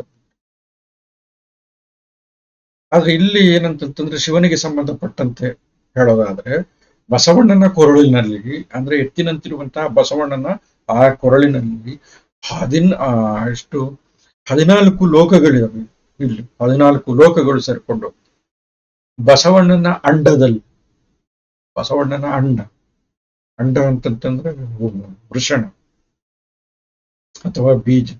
ಬಸವಣ್ಣನ ಅಂಡದಲ್ಲಿ ಅಷ್ಟಷಷ್ಠಿ ತೀರ್ಥಗಳು, 68 ತೀರ್ಥಗಳು ಕೂಡ ಬಸವಣ್ಣನ ಅಂಡದಲ್ಲಿದೆ ಹೇಳ್ತಿರುವಂಥದ್ದು. ಹೆಂಗೆ ಹೇಳ್ತಾನೆ, ಬಸವಣ್ಣನ ಬಲದೊಡೆಯಲ್ಲಿ ಯಾರ್ಯಾರಿದ್ದಾರೆ? ಬಸವಣ್ಣನ ಬಲದೊಡೆಯಲ್ಲಿ ಅಜ ಇದ್ದಾನೆ. ಅಜ ಮೀನ್ಸ್ ಬ್ರಹ್ಮ, ಹರಿ ವಿಷ್ಣು ಇದ್ದಾನೆ, ಸರಸ್ವತಿ ಬ್ರಹ್ಮನ ಪತ್ನಿ, ಪಂಚನದಿ 5 ಪವಿತ್ರವಾಗಿರುವಂತಹ ನದಿಗಳು, ಜೊತೆಗೆ ಮಹಾಗಂಗೆ ಬಸವಣ್ಣನ ಬಲದೊಡೆಯಲ್ಲಿ. ಆ ಎತ್ತಿನ ರೀತಿಯಲ್ಲಿರುವಂತಹ ಬಸವಣ್ಣ ಇದನ್ನು. ಬಸವಣ್ಣನ ಬಲದೊಡೆಯಲ್ಲಿ ಬ್ರಹ್ಮ, ವಿಷ್ಣು, ಸರಸ್ವತಿ, 5 ನದಿಗಳು, ಮಹಾಗಂಗೆ. ಆ 5 ನದಿ ಯಾವುದು ಅಂತ ಇಲ್ಲಿ ಹೇಳಿಲ್ಲ ಇಲ್ಲಿ. ಆಮೇಲೆ ಬಸವಣ್ಣನ ಮಣಿಪಾದ ಅಂತಂದ್ರೆ ಆಕ್ಚುಲಿ ಆ ಮೊಣಕಾಲಿನ ಕೆಳಗಿನ ಹಿಂದಿನ ಮಾಂಸಖಂಡ, ಮೀನಖಂಡ ಅಂತ ಕೂಡ ಕರೀತಾರೆ. ಬಸವಣ್ಣನ ಮಣಿಪಾದದಲ್ಲಿ ದೇವಲೋಕದ ಸಮಸ್ತ ಗಣಗಳೆಲ್ಲಿದ್ದಾವೆ ಅಂತಂದ್ರೆ ಬಸವಣ್ಣನ ಕಾಲಿನ ಮೇಲ್ಭಾಗದಲ್ಲಿ, ಪಾದದ ಮೇಲ್ಭಾಗದಲ್ಲಿ. ಬಸವಣ್ಣನ ಕಿರುಗೊಳಗಿನಲ್ಲಿ, ಬಹುಶಃ ಕಿರುಗೊಳಗು ಅಂತಂತಂದ್ರೆ ಗೊರಸು ಅಂತಂತ, ಬಸವಣ್ಣನ ಕಿರುಗೊಳಗಿನಲ್ಲಿ ಸಮಸ್ತ ಸಮುದ್ರಗಳು, ಎಲ್ಲ ಸಮುದ್ರಗಳು ಅಲ್ಲಿ ಸೇರ್ಕೊಂಡ್ಬಿಟ್ಟಿದೆ ಬಸವಣ್ಣನ ಕಿರುಗೊಳಗಿನಲ್ಲಿ. ನಂತರ ವಚನ ಮುಂದುವರಿಯುತ್ತೆ, ಈ ಸಪ್ತ ಸಮುದ್ರಗಳ ಒಳಗಿಹ, ಆ ಕಿರುಗೊಳಗಿನಲ್ಲಿ ಇರುವಂತ ಸಮುದ್ರಗಳು, ಆ ಸಮುದ್ರಗಳೆಷ್ಟಿದೆ ಅಂತಂದ್ರೆ 7 ಸಮುದ್ರಗಳಿದ್ದಾವೆ. ಈ ಸಪ್ತ ಸಮುದ್ರಗಳಲ್ಲಿ ಇರುವಂತಹ ಸಕಲ ಪ್ರಾಣಿಗಳಿಗೆ, ಆ ಸಮುದ್ರಗಳು ಅಂದ್ರೆ ಸಮುದ್ರ ಅಂದಿದ್ದಷ್ಟೇ 7 ಸಮುದ್ರ ಅಂದಿದ್ದಷ್ಟೇ ಸಮುದ್ರದ ಮೇಲ್ಭಾಗದಲ್ಲಿರುವಂತ ಭೂಮಿ ಮೇಲಿರುವಂತ ಜೀವಿಗಳು, ಭೂಮಿ ಒಳಗೆ ಇರುವಂತ ಜೀವಿಗಳು, ಈ ಸಕಲ ಪ್ರಾಣಿಗಳಿಗೆ ಸಂಕೀರ್ಣತೆಯಾದೀತೆಂದು ಸಮಸ್ಯೆ ಆಗತ್ತೆ ಅಂತ ತಂದ್ಬಿಟ್ಟು ಬಾಲದಂಡದಲ್ಲಿ ಬಾಲದಂಡ, ಆ ಬಸವಣ್ಣನ ಎತ್ತಿನ ಬಾಲ ಉದ್ದಕ್ಕೆ ಇಳಿದಿದೆ. ಆ ಬಾಲದಂಡದಿಂದ, ಆ ಉದ್ದದ ಬಾಲದಿಂದ ಏನ್ ಮಾಡ್ತಿದೆ ಅಂತಂದ್ರೆ ಬಾಲದಂಡದಲ್ಲಿ ಎತ್ತಿ ತಡಿಗೆ ಸೇರಿಸಿದನು ನಮ್ಮ ಬಸವಣ್ಣನು. ಆ ಬಾಲದಿಂದ ಅಷ್ಟು ಜೀವಿಗಳನ್ನ ಏನ್ ಮಾಡ್ತಿದ್ದಾನೆ ಅಂತಂದ್ರೆ ದಡಕ್ಕೆ ಸೇರಿಸ್ತಾ ಇದ್ದಾನಂತ. ಸಮುದ್ರದೊಳಗಿರುವಂತಹ ಅಷ್ಟು ಜೀವಿಗಳನ್ನ ದಡಕ್ಕೆ ಸೇರಿಸಿ ನೀವು ಬದುಕೊಳ್ರಿ. ಆ ನೀರಿನಲ್ಲಿ, ಆ ಸಮುದ್ರದಲ್ಲಿರುವಂತದ್ದು ಯಾವುದು ಅಂತಂತಂದ್ರೆ ಇದು ಕಾರಣ. ನಾಗಲೋಕದ ನಾಗಗಣಗಳು, ನಾಗಲೋಕ ಆಕ್ಚುಲಿ ಸಮುದ್ರದಲ್ಲಿದೆ ಅಂತ ನಂಬಿಕೆ ಇದು ಕಾರಣ. ಸೊ ಬಸವಣ್ಣ ಬದುಕಿಸಿರುವಂತಹ ಕಾರಣ ತನ್ನ ಬಾಲದಿಂದ. ಬಸವಣ್ಣನಿಗೆ ಅದೇನು ತುಂಬಾ ಕ್ಷುಲ್ಲಕವಾಗಿರುವಂತಹ ಕೆಲಸ, ಬಾಲದಿಂದ ಆ ಜೀವಿಗಳನ್ನ ಹಿಂಗೆ ತಳ್ಳುವಂಥದ್ದು. ಅಷ್ಟು ಅಪ್ರತಿಮವಾಗಿರುವಂತ ಮಹತ್ತಿಕೆಯನ್ನು ಪಡೆದಿರುವಂತವನು ಅಂತ ತಂದ್ಬಿಟ್ಟು, ಪಡೆದಿರುವಂತದ್ದು ಅಂತ ಹೇಳಬೇಕಿಲ್ಲ. ಯಾಕಂತಂದ್ರೆ ಬಸವಣ್ಣ ಇಲ್ಲಿ ಎತ್ತಿನ ರೂಪದಲ್ಲಿರುವಂಥದ್ದು. ಇದು ಕಾರಣ ನಾಗಲೋಕದ ನಾಗಗಣಗಳು ಕೊಂಬುದು ಬಸವಣ್ಣನ ಪ್ರಸಾದ. ನಾಗಲೋಕದ ನಾಗಗಣಗಳು ಬದುಕಿದವೆ, ಜೀವಿಸ್ತಾ ಇದ್ದಾವೆ ಅಂತಂದ್ರೆ ಅದು ಬಸವಣ್ಣನ ಕರುಣೆಯಿಂದ, ಪ್ರಸಾದದಿಂದ. ಮರ್ತ್ಯಲೋಕದ ಮಹಾಗಣಗಳು ಕೊಂಬುದು ಬಸವಣ್ಣನ ಪ್ರಸಾದ. ಭೂಮಿ ಮೇಲಿರುವಂತಹ ಜೀವಿಗಳು, ಮಹಾಗಣಗಳು ಅಂತಂತಂದ್ರೆ ಇರುವಂತಹ ಜೀವಿಗಳು ಕೊಂಬುದು ಬಸವಣ್ಣನ ಪ್ರಸಾದ. ಯಾಕೆಂದ್ರೆ ಉಸಿರಾಡ್ತಿರೋದು, ಬದುಕ್ತಿರೋದು, ತಿಂತಿರೋದು, ಈ ಬದುಕಿರೋದೆಲ್ಲನೂ ಕೂಡ ಯಾವ ಕಾರಣದಿಂದ ಅಂತಂದ್ರೆ ಬಸವಣ್ಣನ ಕೃಪೆಯಿಂದ. ಇನ್ನು ದೇವಲೋಕದ ದೇವಗಣಗಳು, ಅವುಗಳಿಗೆ ಆಶ್ರಯ ಕೊಟ್ಟಿರುವಂತವನು ಯಾರು? ತನ್ನ ದೇಹದಲ್ಲಿ, ಕಿವಿಯಲ್ಲಿ, ಅಥವಾ ತನ್ನ 14 ಲೋಕಗಳಲ್ಲಿ, ಅಥವಾ ತನ್ನ ಮೀನಖಂಡದಲ್ಲಿ ಈ ದೇವಲೋಕದ ದೇವಗಣಗಳಿಗೆಲ್ಲ ಆಶ್ರಯ ಕೊಟ್ಟಿರುವಂತವನು ಬಸವಣ್ಣ. ಆದ್ರಿಂದ ದೇವಲೋಕದ ದೇವಗಣಗಳು ಕೊಂಬುದು, ತೆಗೆದುಕೊಂಡಿರುವಂಥದ್ದು, ಬದುಕಿರುವಂಥದ್ದು ಬಸವಣ್ಣನ ಪ್ರಸಾದದಿಂದ, ಅವನ ಕೃಪೆಯಿಂದ. ರುದ್ರಲೋಕದ ರುದ್ರಗಣಗಳು ಕೊಂಬುದು ಬಸವಣ್ಣನ ಪ್ರಸಾದ. ರುದ್ರಲೋಕದ ರುದ್ರಗಣಗಳು ಕೂಡ ಬದುಕಿರುವಂಥದ್ದು ಈ ಬಸವಣ್ಣನ ಕೃಪೆಯಿಂದ.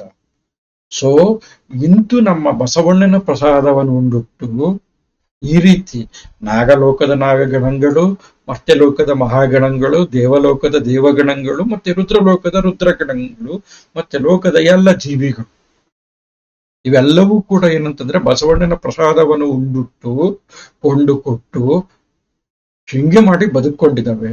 ಹಿಂಗಿದ್ದು ಬಸವಣ್ಣನ ಕೃಪೆಯಿಂದ ಇದ್ದು ಬದುಕಿದ್ದು ಜೀವನವನ್ನು ಸಾಗಿಸ್ತಾ ಅನ್ಯ ದೈವಗಳನ್ನ ಹೊಗಳುವಂತ ತಪ್ಪು ಕೆಲಸವನ್ನ ಮಾಡ್ತಿದವಲ್ಲ. ಇಂಥ ಅನ್ಯ ದೈವಗಳನ್ನ ಹೊಗಳುವಂತ ಕುನ್ನಿಗಳನ್ನ ಏನೆಂಬೆ ಕೂಡಲ ಚನ್ನ ಸಂಗಮ ದೇವ. ಬಸವಣ್ಣನ ಕೃಪೆಯಿಂದ ಬದುಕೊಂಡು ಬಸವಣ್ಣನ ಕೃಪೆಯಿಂದ ಬದುಕೊಂಡು ಅನ್ಯ ದೈವಗಳನ್ನ ಹೊಗಳ್ತಾ ಇದ್ದಾವಲ್ಲ, ಬಸವಣ್ಣನನ್ನ ಹೊಗಳಬೇಕಾಗಿತ್ತು, ಬಸವಣ್ಣನನ್ನ ಪೂಜಿಸ್ಬೇಕಾಗಿತ್ತು. ಅದನ್ನು ಬಿಟ್ಟು ಅನ್ಯ ದೈವಗಳನ್ನ ಹೊಗಳ್ತಾ ಇದ್ದಾವೆ. ಅನ್ಯ ದೈವಗಳನ್ನು ಪೂಜಿಸ್ತಾ ಇರುವಂತ ಈ ಕುನ್ನಿಗಳು, ಮನುಷ್ಯರಲ್ಲ ಇವು ಕುನ್ನಿಗಳು, ರುದ್ರಗಣಗಳು ಕುನ್ನಿಗಳು, ದೇವಗಣಗಳಲ್ಲ ಕುನ್ನಿಗಳು, ಮಹಾಗಣಗಳಲ್ಲ ಕುನ್ನಿಗಳು, ನಾಗಗಣಗಳಲ್ಲ ಕುನ್ನಿಗಳು.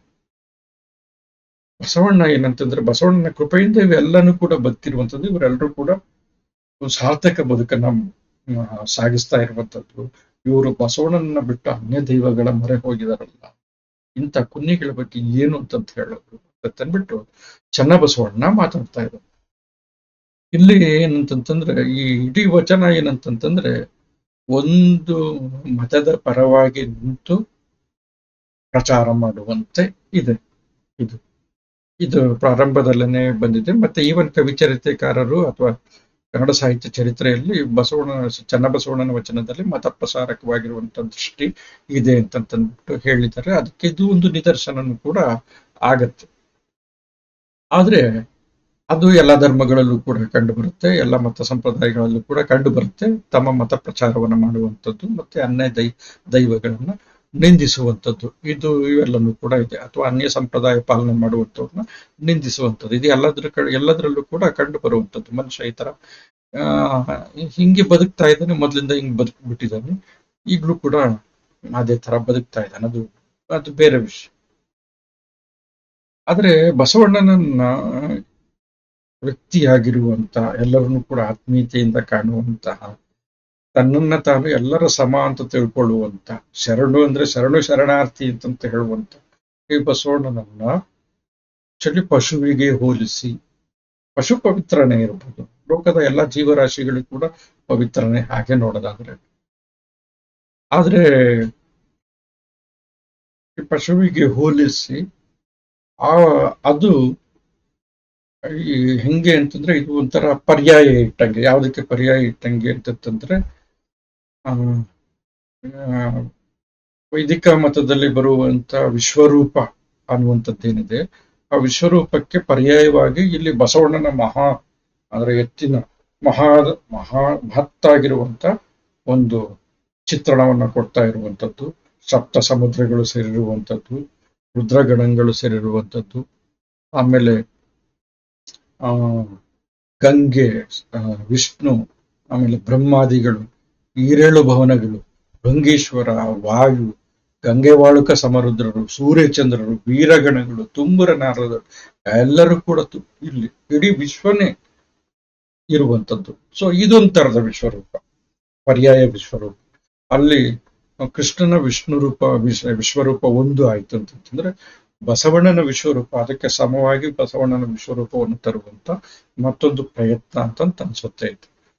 ಬಹುಶಃ ಇದನ್ನ ನಾನು ಪಶು ಅಂತ ಬಸವಣ್ಣ ಹೇಳ್ಕೊಂಡಿರುವಂತ ಕಾರಣಕ್ಕೆ, ಮತ್ತೆ ಬಸವ ಅನ್ನುವಂಥದ್ದು ರೂಢಿಯಲ್ಲಿ ಎತ್ತಿಗೆ ಕರಿತಾ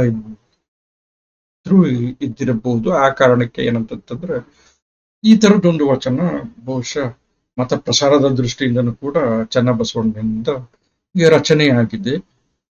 ಕೆಲವು ಏನಂತಂತಂದ್ರೆ ಈಗ ಒಂದು ಏನಂತಂತಂದ್ರೆ ಇದನ್ನು ಸುಮ್ಮನೆ ಒಂದು ರೂಪಕದ ದೃಷ್ಟಿಯಲ್ಲಿ ನೋಡ್ಬಿಟ್ಟು ಬಸವಣ್ಣ ಅನ್ನುವಂತ ವ್ಯಕ್ತಿತ್ವದಲ್ಲಿ ಎಲ್ಲವೂ ಕೂಡ ಒಳಗೊಂಡಿದೆ ಅನ್ನುವಂತ ರೂಪಕದ ದೃಷ್ಟಿಯಲ್ಲಿ ಕಂಡ್ರೆ ಇದು ಒಂದು ಅರ್ಥ ಬರುತ್ತೆ. ಏನಂತಂದ್ರೆ ಬಸವಣ್ಣನ ಒಂದು ಬೃಹದ್ ಭವ್ಯವಾಗಿರುವಂತ ಒಂದು ವ್ಯಕ್ತಿತ್ವವನ್ನ ಕಟ್ಟಿಕೊಡೋದು ಅಂತ. ಸೊ ಆದ್ರೆ ಈ ಬೃಹದ್ ಭವ್ಯ ವ್ಯಕ್ತಿತ್ವದಲ್ಲಿ ಬಸವಣ್ಣನ ಆತ್ಮವಿಮರ್ಶೆ ಕಳ್ಕೊಂಡೋಗ್ಬಿಡುತ್ತೆ, ಬಸವಣ್ಣನ ಅಂತರ್ನಿರೀಕ್ಷಣೆ ಕಳ್ಕೊಂಡೋಗುತ್ತೆ. ಬಸವಣ್ಣನ ಮನುಷ್ಯನಾಗಿ ಬಸವಣ್ಣ ತಾನು ಎದುರಿಸ್ತಾ ಇರುವಂತ ತುಮುಲಗಳಿದಾವಲ್ಲ ಅದೆಲ್ಲ ಕಳ್ಕೊಂಡೋಗುತ್ತೆ. ಬದಲಿಗೆ ಪ್ರಶ್ನಾರ್ಹನಲ್ಲದ ಅದ್ವಿತೀಯನಾಗಿರುವಂತಹ ಅತ್ಯಂತ ಭವ್ಯವಾಗಿರುವಂತಹ ವ್ಯಕ್ತಿತ್ವವನ್ನು ಹೊಂದಿರುವಂತ ಒಂದು, ಮತ್ತೆ ನಮ್ಮಿಂದ ಪಾಲಿಸಲಾಗದ ಬಸವಣ್ಣನ ಆ ಇದು ಏನು ತಿಳುವಳಿಕೆ ಇದೆ, ಜ್ಞಾನ ಇದೆ, ಅಥವಾ ನಡೆ ಇದೆ, ಅದೆಲ್ಲನೂ ಕೂಡ ನಮ್ಮಿಂದ ಸಾಧಿಸಲು ಮತ್ತೆ ಪಾಲಿಸಲಾಗದೇ ಇರುವಂತ ಒಂದು ಬಸವಣ್ಣನ ಭವ್ಯ ವ್ಯಕ್ತಿತ್ವವನ್ನು ಕಟ್ಟಿಕೊಡುವಂಥದ್ದು, ಬಸವಣ್ಣನನ್ನ ಪುರಾಣೀಕರಿಸುವಂಥದ್ದು.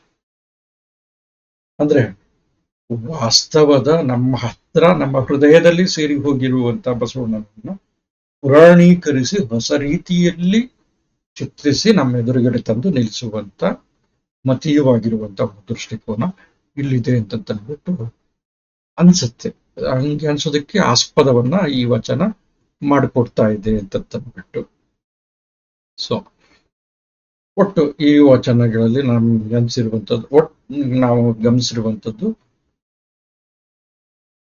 ಜಂಗಮರ ಉದಾಸೀನತೆ ಮಾಡಬಾರದು, ಶರಣರ ಉದಾಸೀನತೆ ಮಾಡಬಾರದು, ಅಥವಾ ಅವರ ಹೇಳಿದ ಮಾತನ್ನ ಕಾರ್ಯರೂಪಕ್ಕೆ ತರಬೇಕು.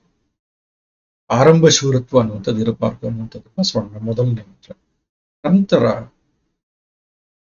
ಕೆಟ್ಟವನು ಹೀಗೆ ತಮ್ಮ ಮಾತುಗಳನ್ನ ಹೇಳಿದ್ರೆ ಹೇಳೋ ಸಾಧ್ಯತೆ ಕಡಿಮೆ ಅನ್ನುವಂಥದ್ದು. ಇದನ್ನು ಕೂಡ ಒಂದು ಸ್ವಲ್ಪ ಏನಂತಂದ್ರೆ ಪ್ರಶ್ನಾತ್ಮಕವಾಗೇ ಇದೆ.